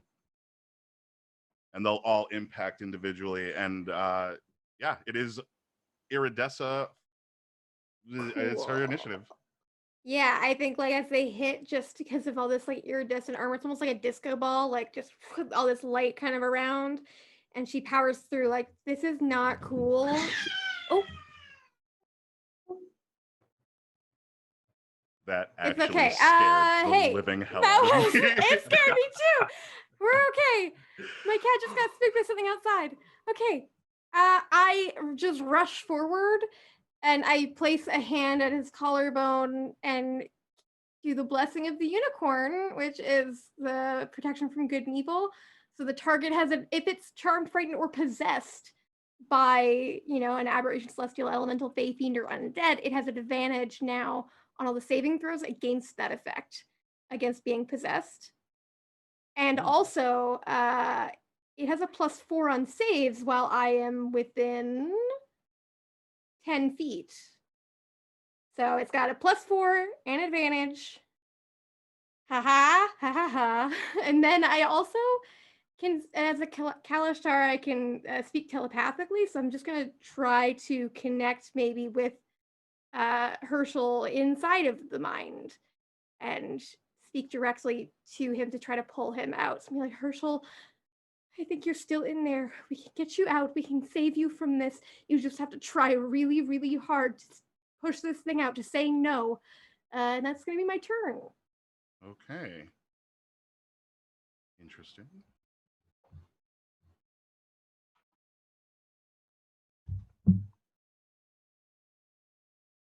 Cool. You said it gets a +4, correct? Yes, +4 from my aura of protection. I am going to make rolls for this. I don't know homebrew this because I know this is an interesting take on how to fight this boss. So I think I'm gonna roll with this and see how this works. It did not make his save. So And that was with You s- advantage, right? yeah, you see for a moment in Herschel's other eye, like recognition, but it quickly fades away. Is that your turn? Yeah, that's my turn, and that effect lasts for 10 minutes. Okay, Basilius, you are outside of the house, but you hear the commotions of what is clearly combat happening inside. Yeah, I will rush in, and having enjoyed watching this kid play with the unicorn and kind of induce with some sparkler magic, I'm torn. I can I tell that it's possessed at this point? The black and yellow iris of Okay. his right eye is a clear indication that something is very off, and Iridessa is casting spells at it. So Okay. you can piece that together after walking in.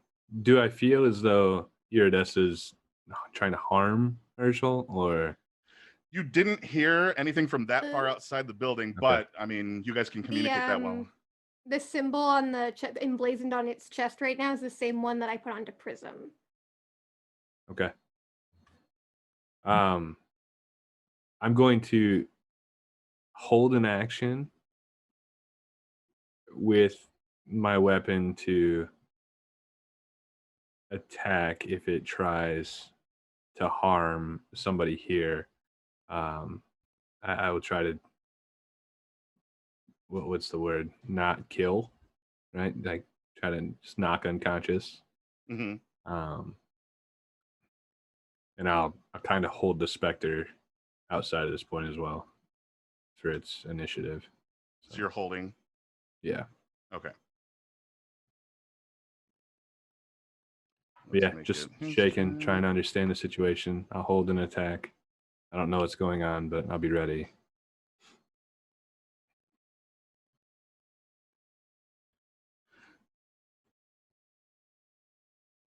Okay.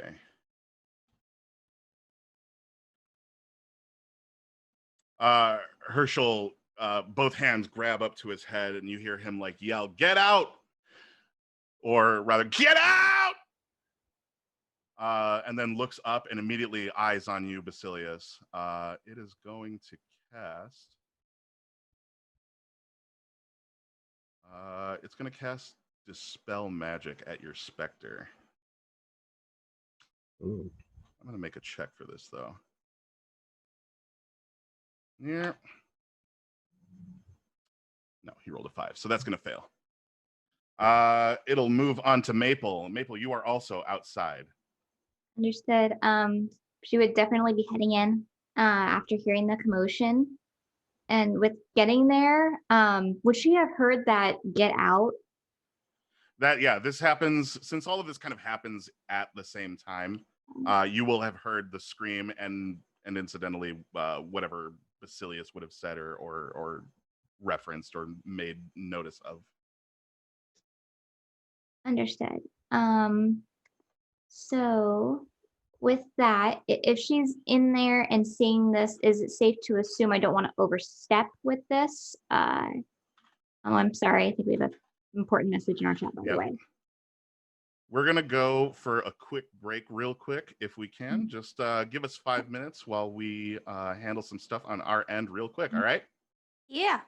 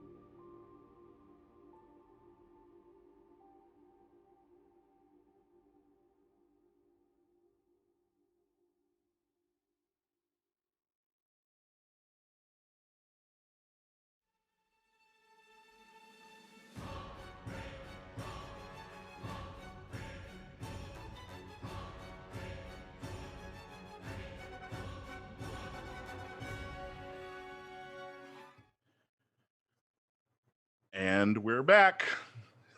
Where did we leave off exactly? Whose turn was it again? Yeah, we had a nice cliffhanger commercial break before Maple's turn here. During the break, everyone died. The end. Have a nice night, everybody. Bye. Bye. I believe we left off on Maple. Yes, You were about to take your turn. Is that correct? this is correct. So Okay. I did have a question for you, GM. With Maple coming in, seeing that emblem that's now across Herschel, seeing everyone's like almost hesitation and his stature and how he appears, would it be reasonable for her to assume that there's something going on inside Herschel? Yeah, because you've seen that same emblem appear on Prism before, you would put together that Iridessa is doing something to protect Herschel. So yes, you can assume that much. Okay, so in which case she is going to take her moment to get into the room, look at it, and looking at Herschel is going to say, "Oh, young Herschel, look deep in your soul. This body is yours to take control." And I'm going to give him inspiration. Aww. Plus 4, Okay. inspiration, advantage. Come on, Herschel. You can do Come it. on, Herschel. All right. Prism, it is your go. You are also outside, but can Okay. very easily be inside. Yeah, I'd like to step inside, just inside. And Okay. how far am I from Herschel? So the living room that Herschel is in the next room over. So you're probably about a 30-foot run in from the front door to him. I don't know if I can do this all in one turn, so let me know if I can. But I'd like to enter that room, see what's going on, and see, okay, we're trying to help the kid. I also kind of want to just look at what is on the ground, like what is around. The book is there. What is on the ground? So Herschel is holding the book. There are the same circles you saw back at the cottage are drawn onto the floor, and he has like the tallow candles and a beating heart, and he's just kind of standing in the center. And right now, everybody's kind of laissez-faire. Yeah, he's and you see holding the symbol. He's holding on the his book chest. and the heart. Correct. The book that was in the cottage, he is holding. The heart is on the floor at his feet. God. I want to try to break up this circle somehow. Is the circle like painted onto the ground? What is the circle made of? It's painted in the same stuff you've been tracking since you left the cottage. So it's all blood. Yeah, I don't know if there's something in this room that I can. Yeah, I don't know. Oh, you know what? I'm gonna do this. I'm gonna go run back to the kitchen and get water. Okay. And my next thing that I want to do is to obviously like bring it back and just pour water on the circle. So I don't know if I have to wait another turn to do that. But. Perfect. No. You can absolutely, like, if you're gonna run in there and try to grab some water and break the circle by washing out the blood. Yeah. Totally doable. So you splash some water on the ground, and actually, if you're terminating the ritual that's happening, here's what's going to go down. As soon as you splash the water on the ground, you watch as the blood and water kind of run, and the circle snaps. There is a loud crackle of energy in the center of the room. Herschel is flung from the circle. The book drops to the ground. He is not impacted. He's thrown, and he's landed on his back, and he sits upright and like looks around. As the wind and energy starts to swirl around, a large dark figure erupts from the circle that was on the floor up to the ceiling, growing out its arms. You see what appears to be a robed figure, itself undead, as Herschel looks up in fear and bolts up the stairs into the second floor. He's like, "I'll be up here, guys. I'm sorry." No, yeah, run, kid, run. I made it work. Am I held as everybody except Herschel's this point or no? If your action is held for like we were waiting for Herschel to be out of harm's way, then yeah, you can take your turn now. Yeah. Woo! Boo! That was a natural 1. Plus 9 is a 10. Unfortunately, that does not make it through. You swing, and it seems to go through.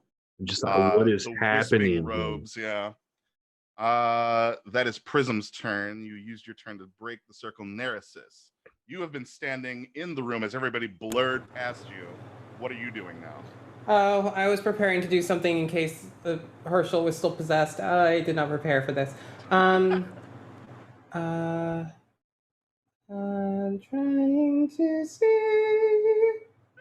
Sorry, I just read the words "run, Herschel, run." Oh, I'm gonna attack. And this being has not moved yet this round, right? Mm-mm. Cool. Then No, the creature I'm is going growing out of the ground, but it is there. I'm going to go in with my staff.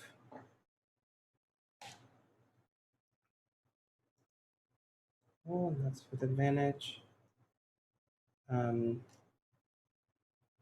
Why didn't it tell me what I rolled? That was weird. Hold on. Sorry. I rolled a 19, but it didn't give me the add-on. So that's Oh, I see it in the game log. It looks like 24. 24. That's right. Okay, cool. So that's a 24 to hit with the Staff of Flowers. I'm not even going to bother rolling the. Does that hit? It does hit. I'm not going to bother rolling the poison damage. I know better. Okay, sure? Let's see. Okay, I'll roll the poison damage too. I think I also crit on this technically, right? Or do I get sneak attack on this if it's not paying attention to me? Because there's already one person in You front have of an that's ally engaged. within 5 feet. It's engaged, yeah, currently. So yeah. Sneak attack. Cool. Let's go. So we'll double the dice. That is 16. I'm sorry, 20 base damage. Damn. And then Oh, with the sneak attack. Okay. yeah, It's like 13 poison damage. And then Can you imagine how big of a dick I'd have to be like, oh, it's immune to poison? it's undead. It's undead. Also, the zombies were immune to poison. Yeah, this one is not. So it does take okay, the cool. full brunt of your damage on this. I am going to instantaneously flurry of blows because why wouldn't I? Let's see. Okay, that's a 17 to hit. 17 just hits. Okay, and let's see the second one. That's another 17 to hit. So I'm going to roll damage. That's 3 and another 8 physical damage 8. on top of everything else. Okay. That was my last key point, though, so don't expect that every turn, y'all. So as you see the way this is played out is that Herschel's flung to one side. He runs upstairs. Oh, shoot. I missed.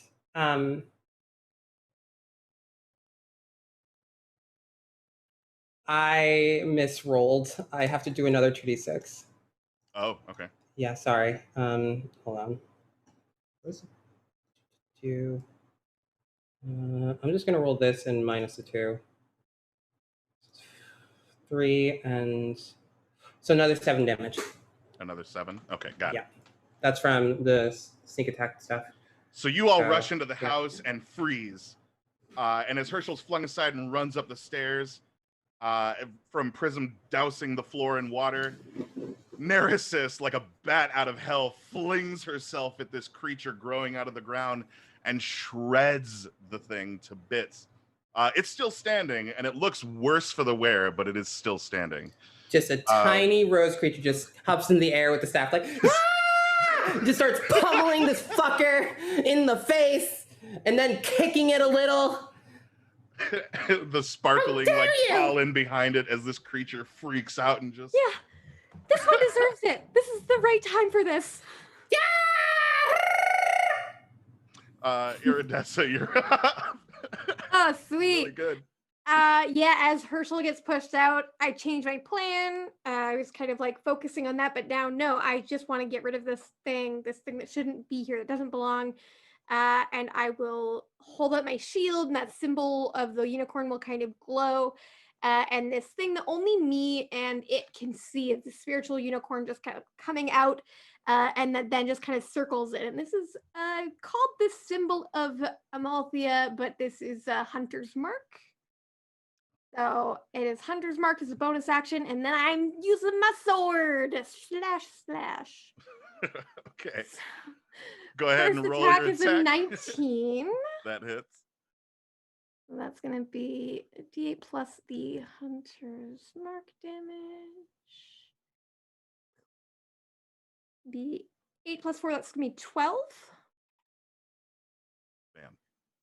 Oop, wrong thing. And second one is going to be a 17. 17? Yeah, 17 hits. Sorry, that's Cool. not the damage. That's So because I feel like, this is the time to do it, I'm going to go ahead and smite on that. Okay.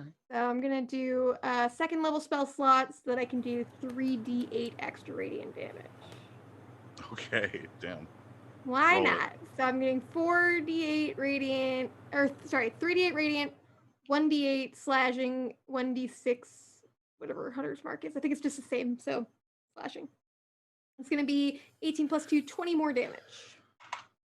20. And the sound of an entire chorus of horses neighing explodes out as the bright light shines in this creature's face.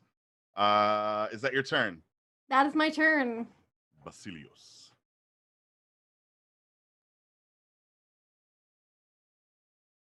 You're muted. You're still muted. Did you mute your mic? Oh, you seem muted outside of Zoom. Sorry. There we go. Yeah. There we go. We dispelled the silence. I think I'd get better at it after like over a year of No, it's working always remote. a thing. Yeah. It never goes away. It always just happens. No big. So rewind.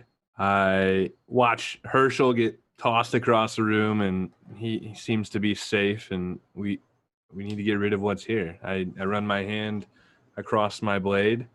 I cast Branding Smite. It's a bonus action, and I thrust the rapier into this creature. It's a 15 to hit.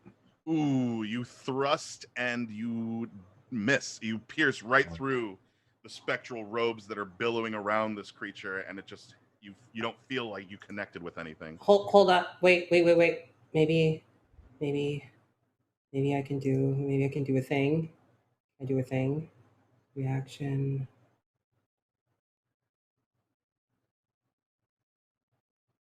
Oh no. Oh, dang. Be Sorry. better. I thought I had a thing that I could do to like add my charisma modifier to your result, but it's only when I'm wait. No, I can. Okay. So I basically, as a reaction, the brooch that's at Narcissus' throat turns into this elaborate flower, and you can add. It's not much, but you can add a +2. Will it hit then? 17. Yeah, a 17 does hit. Yeah. Okay. Awesome. Just Thank you, man. Mellie, for the awesome So you item. thrust through these spectral robes. You don't feel it connect with anything, and then you feel almost like a guiding hand grabs your arm and then just moves it slightly to the right, and you feel the blade cut straight through something solid. Roll your This is damage. how you stab. Perfect. So it's a D8 plus 6. So it's going to take 8 points of damage from just the weapon attack. Uh-huh. And then the branding smite, as it pulls out, will just start burning. Another 4d6 radiant damage. So 20 total damage, with 12 of that being radiant. Okay, then. Nice. Is that your turn? That'll be it. Okay. The creature is going to trace its fingers in the air, and it's going to cast a spell. Several colored beams erupt from each of its fingertips. I need everybody to make a dexterity savings throw. Really quickly, how big is this room? The room is probably about 15 by 12. It's like a really small living room space. So like everybody. High 'cause- ceilings. Yeah, so anybody who's in the room would probably be within 10 feet of me because I'm in the middle with the thing. Okay. So we So you get have how? +4 to your save. You know, I should be good at this, Paladins! but my rolls have been shit. Uh-oh. Let's see.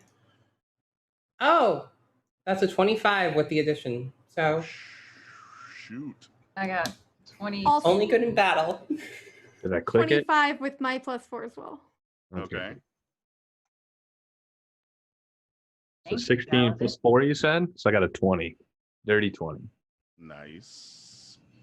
What- Paladins. Paladins for the win. Did anyone not beat a 17? No? Okay, then. Yes. Let's see what happens to each of you here, then. Aura of protection, so good. Okay. Rolling. Oh my goodness, that's a lot of dice. We're still taking half damage, aren't we? Right. I Okay. don't like this. Iridessa. You take whatever 31 divided 15 cold damage. Okay. Basilius. You take 17 fire damage. Okay. Let's see.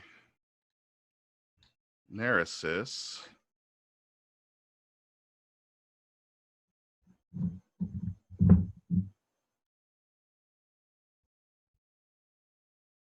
Neresis, nothing happens to you because I rolled a 7, which means you saved against blindness. Yay! I may have caught fire earlier today, but I'm good now. All victories. All right, let's see. And then Maple, whatever half of this type damage is, 8. Oh no. All right, so good news is, Prism, you take no damage, but Maple, you're hit by 2 rays. Oh, Oh, twice more. Jesus. this is fine. I'm really tough. 4 and 2. So poison and acid. 1, 2.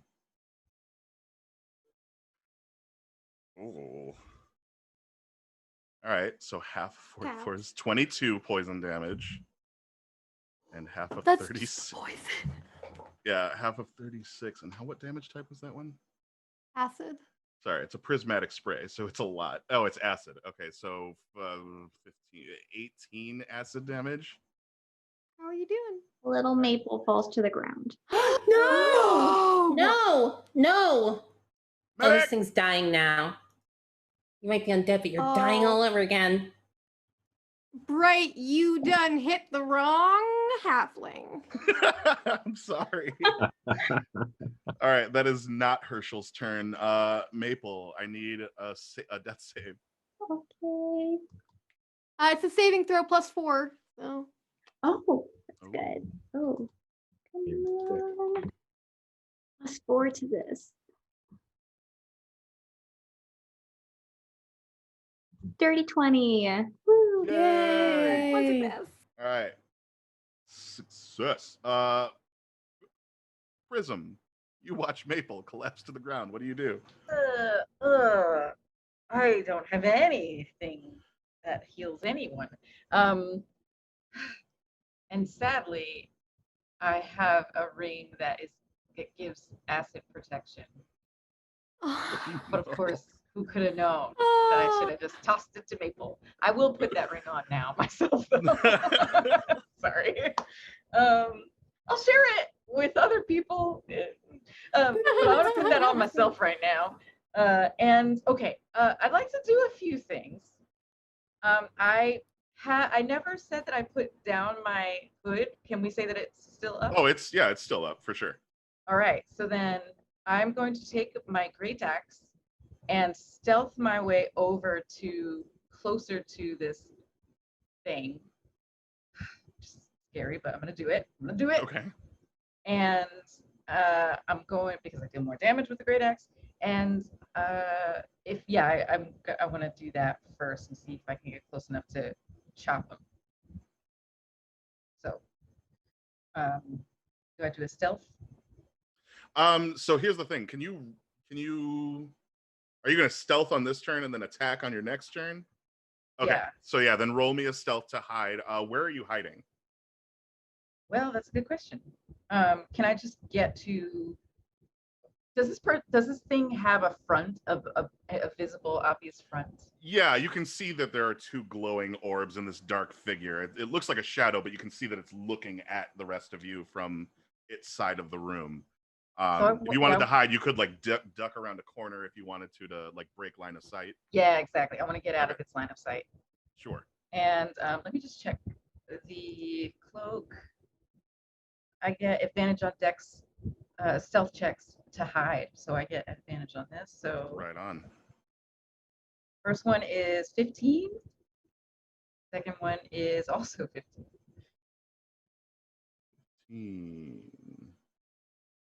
Why don't they put passive perceptions on here? Hold on. Oh, I also get it has disadvantage on perception for me. Oh, okay, cool. In that case, yeah, you're good. All right, so you are hidden. What else? Are you doing anything with your bonus action, or? Can I make an attack as a bonus action? You could if you made an attack as your Already? action and Yeah. had like an offhand weapon or something, but You can go into a rage, I think, as a bonus action. Oh, yeah. Yeah, I'm gonna definitely. rage. Okay, perfect. Thank you. And that And when I rage, I also will say, "You heard that?" Well, I'm not gonna say it out loud because then it messes up. Thinking it really hard. But in my head, I'm saying, "This thing hurt a kid who likes unicorns." There's no greater crime. all right, Neresis, as Prism ducks around the corner and just goes, what do you do? I'm gonna keep beating this motherfucker. I'm sorry. Yep. And what would you like to do? I would like to away with reverse one, the last 5 seconds. Where I swore. I probably swore already. Okay. I am going to attack once with my Staff of Flowers, and then I'm going to use my bonus action to hide. Okay. Sorry. That's definitely a miss. That's like an 8. Yeah, that does miss. Okay. So I'm going to bonus action hide. I'll roll a stealth check. Are you ducking around the same corner that Prism went in this little? No, I'm. So, how much furniture is in the room? What is there to duck behind? It's a small living space, so there is like a sofa and one like love seat couch in front of the fireplace. But they've been pushed off to one side of the room to make room. Can I duck inside the fireplace? Yeah, you are small enough that you could absolutely do that. Is it lit? It is not lit currently. Okay, cool. Then I'll hide in the fireplace and attack on my next turn. It is lit. She dives in the fire. No, avenge me! What a world! What a world! Yeah.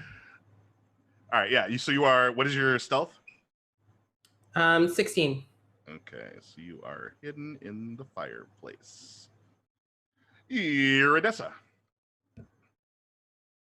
Yes, I immediately don't even hesitate to turn my back and not disengage from this thing. I'm going to Maple. Okay. I don't know if it has a reaction that it wants to smack me. So but it seems like a spellcaster, so I don't know if it's gonna smack me very well. Depends on if it has Forecaster or not. Yeah, if you're gonna go past it to get to Maple, then yeah, I'm engaged with it right now, and I'm just like turning around. Yeah, it's not good at these. It swipes at you with a hand. It when I hid, should it have gotten an attack up? No. Right? I moved then hid. It's in the corner of the room, and the fireplace is at like the halfway point, so you went straight for the fire pit as opposed to going towards it. It's like a different direction in my visual map that you all can't see. Okay. All right. Sorry, what'd You're you good roll? though. It rolled a 4. It missed completely. Oh, okay, cool. So yeah, I got 20. So I felt pretty good about it. I was like, a spellcaster trying to AOO on me? No. Yeah, I turn down on my knees next to Maple. And just hands out and just that iridescent magic and do a lay on hands for 9 hit points. which is my action, and then as a bonus action, that energy just kind of coalesces and then just like kind of in a wave over Maple as she wakes up. Gets a shimmering field kind of all around her as a glittering shield, aka what is that, shield of faith or something, whatever. It's the +2 to AC one. Nice. I renamed it and I forgot what it actually is called. We have a +2 to AC, Maple, and you have 9 hit points. That's my turn. I'll stand back up. I won't stay where I am. Thank you. I'm protecting our sweet little bard. Is that your turn? Sure is. Basilius. So seeing that Maple's taken care of, I'm going to redirect focus back on the baddie here. The Spectre has the same initiative, so I'm going to tell him to attack first. It's been a while since I've used him, sorry. +4 to attack rolls. So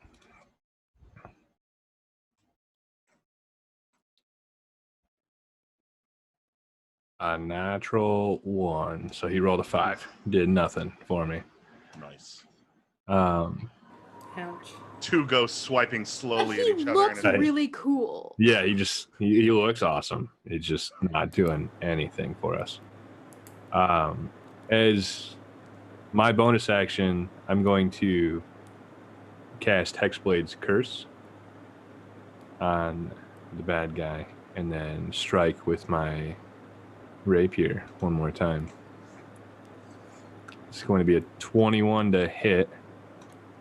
He will cast shield and your sword will meet with a barrier just shy of connecting with his robes. Okay. Boo! I use my Frustrating. reaction again to give +2 to Basilius's strike. Put it to a 23. Yeah, so his shield puts him at 22. So you hit. Oh, You just shatter through the glass wall and just connect him again. Clutch. His That's brunch rules. So that was is that a natural 19? Because if so, that it would be a critical hit with Hexblade's Curse. Nice. So I rolled 13, and I get to roll the. You can either roll again or you can double what you got the first time. Either way. Okay, so we'll do 23 points of damage. Okay. Ooh, that's Very spicy. nice. Clutch. This is my new favorite magic item. Mellie. And that was your turn? That would be it, yeah. All right. Yowza. Okay. In that case, on his turn. He'll give up? No. He's gonna. I had to decide whether or not I wanted to do this or not, but he's gonna go ahead and cast a spell. So he starts tracing another line, and this one is a little bit more like Beethoven at a symphony. He's just kind of flailing wildly. Everyone, please give me a wisdom save this time. Oh no. Don't forget to add +4. Oh, thank God. I don't want to be the first one to click. Okay. 17 again? 17 is the DC. You succeed. You would not expect 17 this from also. Neresis, but 24. Yeah! I got 18 +4. Nice. In her defense, Maple almost died. She failed. Wait, what did you roll? An 11. Oh no. We got a Maple 12. can't die. And what about you, Iridessa? I got a 17. Okay, so Maple, you are confused. Oh yeah. I rolled a Okay, 12 on that's this one. Right. not as bad. I was so worried you're gonna take like another 40 damage. No, I was looking for like I'm chaos here. here. So let's see, Maple, on your next turn. Confusion's so fun. Oh. Okay. We're gonna save that as a surprise for when it's your turn, Oh. which is now. So Yeah. Maple, do me a favor and roll. Do you hold like a weapon or anything in your hands ever? I have a boomerang on my back. Otherwise, I just had my flute. Okay. Ah, the big boomerang. So Maple, what you're gonna do is you're gonna stand up, Nice. renewed. You're gonna take a few steps away from Iridessa, and you're gonna turn around and throw your boomerang at her. Yes. Oh, So fun. That's I especially love this because like it was right after you described the giant boomerang that Bright was like, I'm taking notes about all these descriptions. We're gonna use them later. That's good. That's good. And I it's like like that. it just feels right. Mm-hmm. Oh, they did say that. Yep. So let's see here what my attack roll is going to be. Oh, did I not have that equipped? Ooh. Checking your character sheet is important. Let's see here. I apologize. Let me equip my boomerang. And of course, now I roll well. 15. I got a 20. Let's see. I'm I'm so beefy. I'm like, attack me. It's fun. It's fun. I miss. So yeah, Maple gets up and whips her boomerang at you, and it just flies right by your head, and she catches it again, but she's staring right at you. Just imagine that she tried to hit the other thing. So I'm like, you'll get it next time. Prism, you're up. Okay, well, I've been lying in wait, ready to put my great axe to this scary thing. So I'm going to do that. And I'm also going to reckless attack. Okay. So I'll have advantage, but then this thing will have advantage until my next turn on an attack roll against me. But that's okay. Worth the risk. Okay, so great axe. Yes, that is a 25 to hit. That hits. Yep. Should I just roll both of my hits now and then damage? Or Why should don't I you do just... me a favor and roll your damage Okay. first? Okay. All right, that's 7 Just for plus giggles. 3, 10 plus. Oh wait, I didn't even. Well, I didn't need to. Yeah, that's 10. 10 damage. Okay. You're raging too, so you get rage damage. Oh, that's right. Okay, I was like, I feel like I'm Whatever that number is. Let's see. Oh, is it like +3 at level 7? I could go by that, or I can. That make all the difference, right? It does. So tell me how you would like to finish off this terrible creature.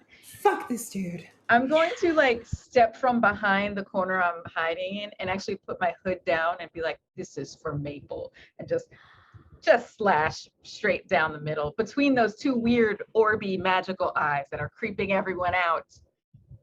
Okay, so yeah, as you swing your axe straight down, you hear a tearing of cloth as the black visage of robes splits open, revealing like a green skeleton with emeralds wedged in its eyes. The skeleton itself shatters into pieces, dropping the 2 emeralds with a clink to the ground. The room falls completely silent. I'm literally gonna say, "Oh, pretty," and drop down and pick up. That makes me so Was that a happy. lich? Was that a lich? It was something close to a lich. It wasn't Demi-lich? quite. No, it was. Can I take the emeralds? On paper, it's a biomancer, but you know. Ooh. Yeah, the room falls dead silent, and there's not another sound except for the faint sound from upstairs. Is it over? Your dad Is the heart still beating? Hmm? Oh, Is the heart still beating? No, the okay. heart is now like a gray color. Oh, that's really sad. Anyone have like? No, we don't have any. Should we like move Rocco before Herschel comes back down? Yes. Oh yeah, he should see that. Yeah. I will immediately go and be one of the people to go and Yeah, I'll like grab the feet if somebody grabs something else, but try to be appropriate here. And just to go distract, little Herschel. Maple's gonna go upstairs and she's gonna take out her little drum and put it on the floor. And she's gonna be like, "You are so brave out there," and start playing a little tune. And as like this rhythm is almost like kind of echoing as terrible as it sounds, like a really subtle heartbeat, but like this warmth emanates off of it. She is going to use, oh my gosh, she's going to do her performance of creation and create a small magical item that is in the shape of a little unicorn for him. Oh. Yeah, he like beams at it, and he's just like enamored with like the sight that you've brought before him, and is completely in. Let's hang out up here for a little bit, okay? It's a little messy from the bad guy. Here, okay. What's everyone doing? Can I pick up those emeralds? Are they just regular emeralds? Yeah, they're just regular, two like pretty near fist-sized emeralds that were just like in its eyes. Oh, I'm gonna pick those up and put them in my pocket. And also, is the book nearby? Did Herschel drop the it book? dropped to the ground when he got shoved to the side. I'd like to take a look at that book. Oh, I was gonna say Nurse is stabbing the book. Yeah, cool. I'd still like to take a look at it between stabs. She like lifts her blade, like she has a short sword, so she's stabbing with the short sword, and then just like it's on there, sort of like a skewer, and she just holds it out to you at the knife end. What does it say? What language? I don't know. I stabbed it. I'm Common and Orc. Those are my languages. Nothing you recognize. I read Abyssal. It is not in Abyssal. What about Infernal? It is in Infernal. Yes. This is. I would recognize it. The book. It just says that it's a book of contracts. Oh. Shoot. Me. Oh. So I'm gonna politely ask you to stop stabbing that. This is a bit more than I think we want to bite off at this moment. I'll explain. It's contracts and a little bit of my sage knowledge, what that would entail. Are you trying to say that you want to make demon contracts? No, I just don't want to have anybody come looking for them and really upset when they're not there anymore.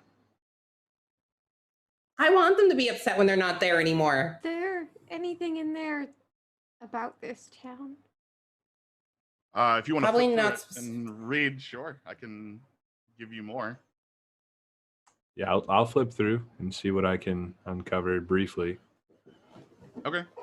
As you spend a little bit of time looking through this book, yes, the full book details a contract between Waterdeep and the 25 neighboring farm villages and how they are to bring them a percentage of their crops in exchange for what really is a pittance in money to keep their economy flowing so that they can trade with outside towns. You read a little bit further in to see that that the people who have signed in common.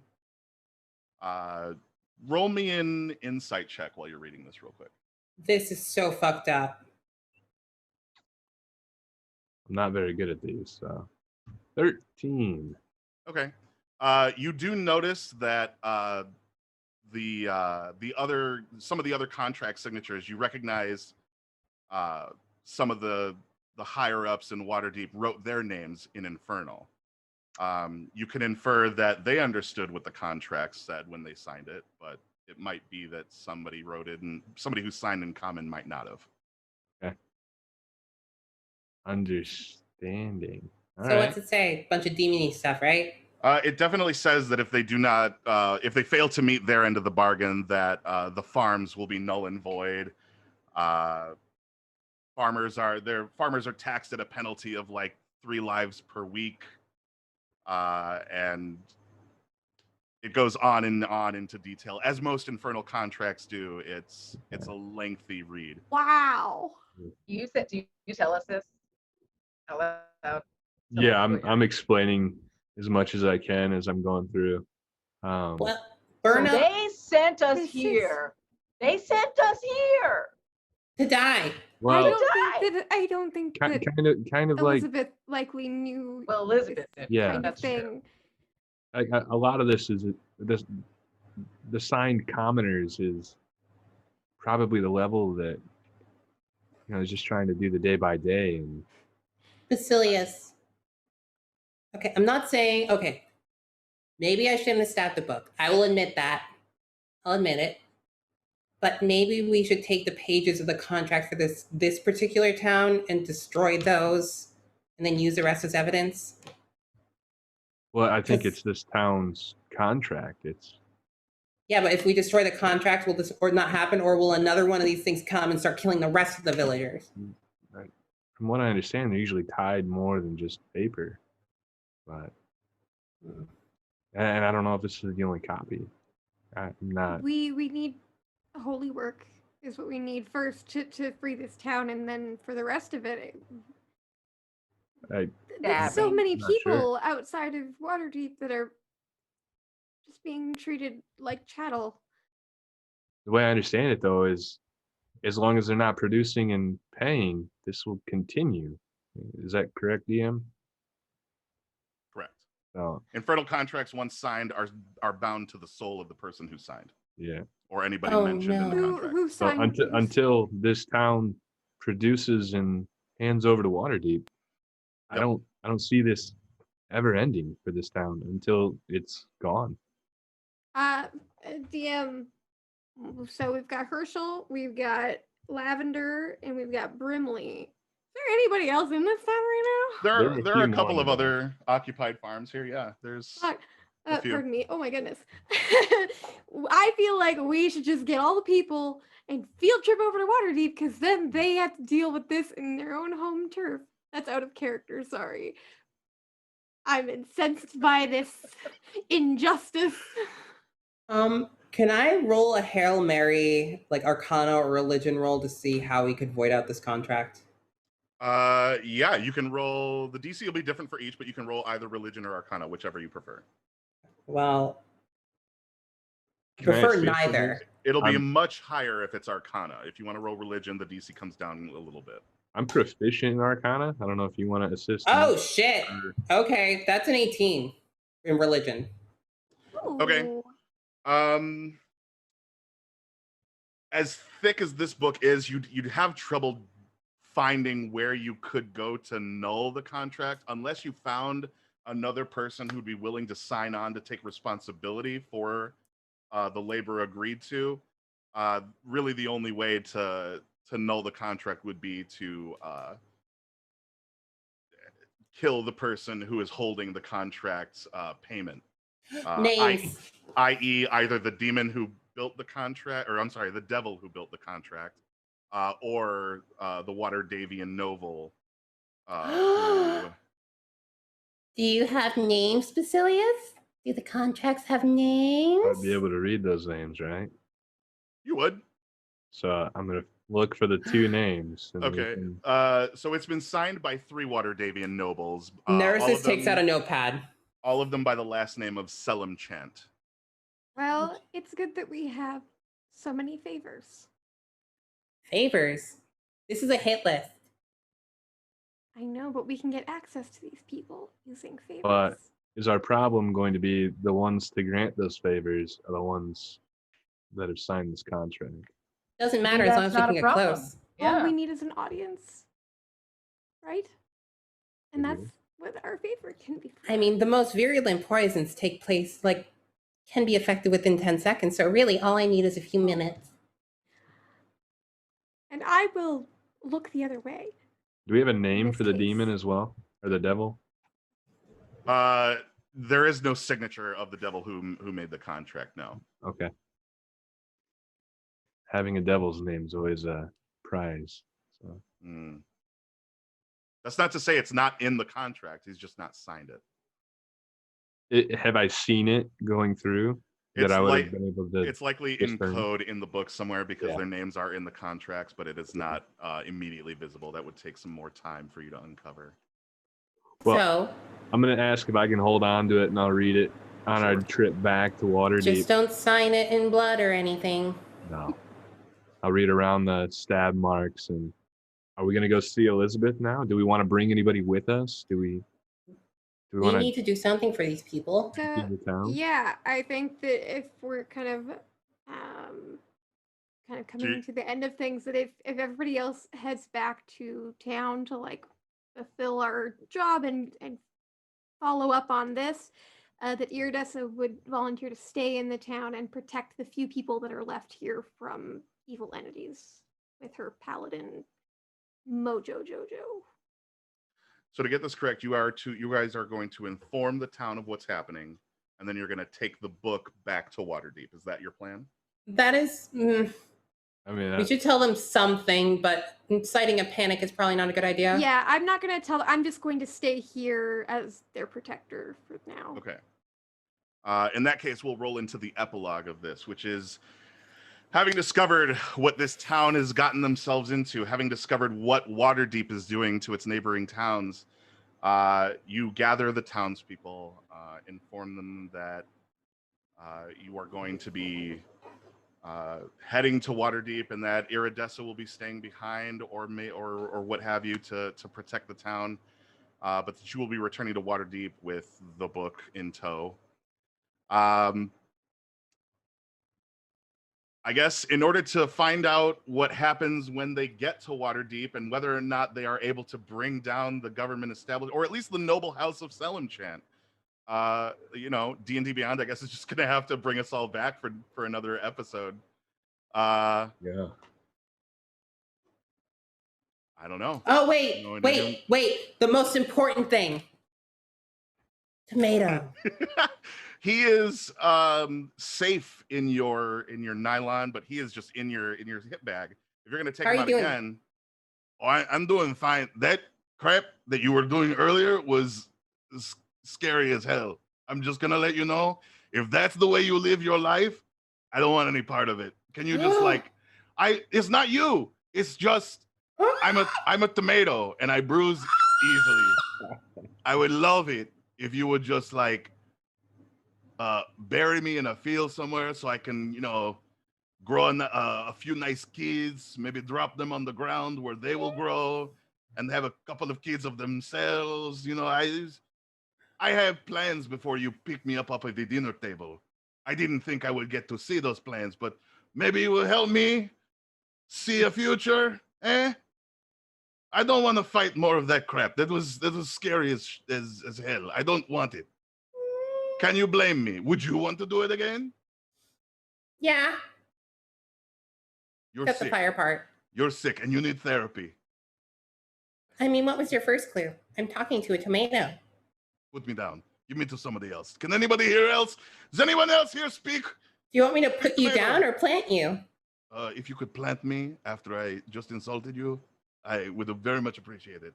You did just tell me you bruise easily. I do. Please. And you did just see what I did to that thing's face. Physically and emotionally, please. I'm already stressed beyond what should be expected of any tomato. Please. I squeezed him a little too hard. Oh God! Oh, it hurt a little bit, but I kind of liked it. Don't do that again, though. That was weird, and I'm probably going to bruise. Who knows if I'll even. I'm going to bury you by the grandpa tree. Oh no. Thank you. You're doing me a favor. Goodbye. Blissful silence. Happy ending for the tomato. Thank you, everybody, for joining us on this little adventure that we've been on. This was a lot of fun. I guess we'll go around and just everybody tell the fine people who are still here with us who you are, what you're about, who you were, and where they can find you. We'll start in the same place. Oh, actually, we're in different places now. We'll start in the upper right-hand corner. Aliza. Well, I'm Aliza Pearl. I played Prism Tempestborn, and I got 2 emeralds. And I totally did put that in my sheet. I did. You can find me at Aliza Pearl on Twitter and Instagram, and you can also see my monthly Klingon game that I GM called Blood of the Void this Monday at 6:30 p.m. Pacific on Q Times' Twitch channel. And then also on Monday, I'll be on Easy Allies Twitch channel for a Rat Queens reunion board game bonanza. So yay, this was Wow. fun. Sephi, tell the people. Hello, I'm Persephiroth, aka Sephi, aka Persephone. You can find me anywhere there's a Persephiroth account, unless they're doing terrible things, and it's probably not me. Mostly. Hi, so I am a Twitch streamer. I'm also the DM of Fast Times at D&D High, which is a podcast that was featured on Critter Hug. We won an Audioverse Award for Best Director for it. So yeah, it's a lot of fun. Come check it out. And follow me on Twitter and Twitch if you want to keep up with my stuff. I do have a pretty big project happening in a couple of months, so can't really talk about it, but you'll see. Thank you, Sephi. James, hit us. Hey everybody, I'm James. I'm just a huge fan of D&D. I love Fenway and Aaron and what they do for Jaspers over here. I've been with them since day one. I tend to travel around the Midwest quite a bit, DMing for just about everybody and anybody. And I love taking a seat here to play. Bright, you did a fantastic job tonight. I'm kind of new to the whole Twitter scene myself, but it's DM James Rowell, just as it's spelled here. And yeah, I'd love to come back and, support this great organization and continue figuring out how we can bring down some more nobles in Waterdeep. Sign petitions. Mellie, please. Heck yeah. First off, thank you, Robert Hartley, GM, coming up with a rating party of 84. Oh my goodness. Welcome for the goodbyes. I am Mellie DM. I am the community manager for D&D Beyond and for Cortex RPG. You can follow me on Twitter at Mellie DM. And hey, also on the D&D Beyond Discord and the forums. Come and hang out with us. There's always people looking for people to play with in the Discord. So if you were watching this and you're like, I wish I could play some D&D, go check it out. Check out the Discord. It's really great. I also, we have our House of Lament live play, which we did on Twitch, and we are now airing those, premiering them live on YouTube every Friday at 4 p.m. PT, and that is playing through the House of Lament from Fenrick's Guide to Ravenloft. It's really great. It's all hour-and-a-half episodes, so they're pretty digestible. So check that out. The first 2 episodes are up on YouTube, D&D Beyond's YouTube, so check that out, and that's me. Thanks, Mellie. Bree. Awesome. Hi, everyone. My name is Breanna Flaim. You can find me on Instagram and on Twitter at Breanna Flaim. It's my name. Very simple. Today, I was playing Maple, a musical pastimer, but mostly your favorite rhymer. Sorry, I wanted to get one more in for the road. They were so good. Thank you. I love rhyming. I always told myself, man, I don't think you could play a bard on a stream. And I was like, I don't care. I'm going to play a bard this time. And it was fun. So good. Thank you. I am a tabletop streamer here on Twitch. So I am a game master and creative producer with the Initiative Order. We explore D&D, Call of Cthulhu, Fallout, a ton of different systems. Please check us out. I think we're pretty neat. I also am a cast member on Second Star to the Right at Second Star Show here on Twitch. It's a Neverland 5e setting, a super great game. We are every other Friday here on Twitch. And most importantly, I am an ambassador for Jasper's Game Day, and I am really honored to have been here. So thank you all so much. And I guess I'm last. Hi, everybody. My name is Bright. I am Bright Dystopia on all forms of social media, and I have been your deeply humbled and grateful DM this evening. Thank you, everybody, for joining me on this tonight. This has been a bucket list thing for me for a long time, and I'm so glad that I got to do it with all of you. You have all been fantastic. I want to do this again. I hope I get the opportunity to do it again. But thank you for doing this fall for me and taking time out of your time and schedules to play some D&D with me. Thank you all for watching. The next one of these one-shots is going to be on July 24th, so be sure to be here then so that we can have fun with you with another DM and some more cast members. Also, as a reminder, a new episode of Every Roll Matters with Jasper's Game Day on their YouTube channel. They've got special guests Amanda Knox, Chris Robinson, and Rachel Cowart. This has been the Jasper's Game Day and D&D Beyond one-shot. I have nothing else to say but thank you, and we will see you next time. Take us out, Willie. Bye.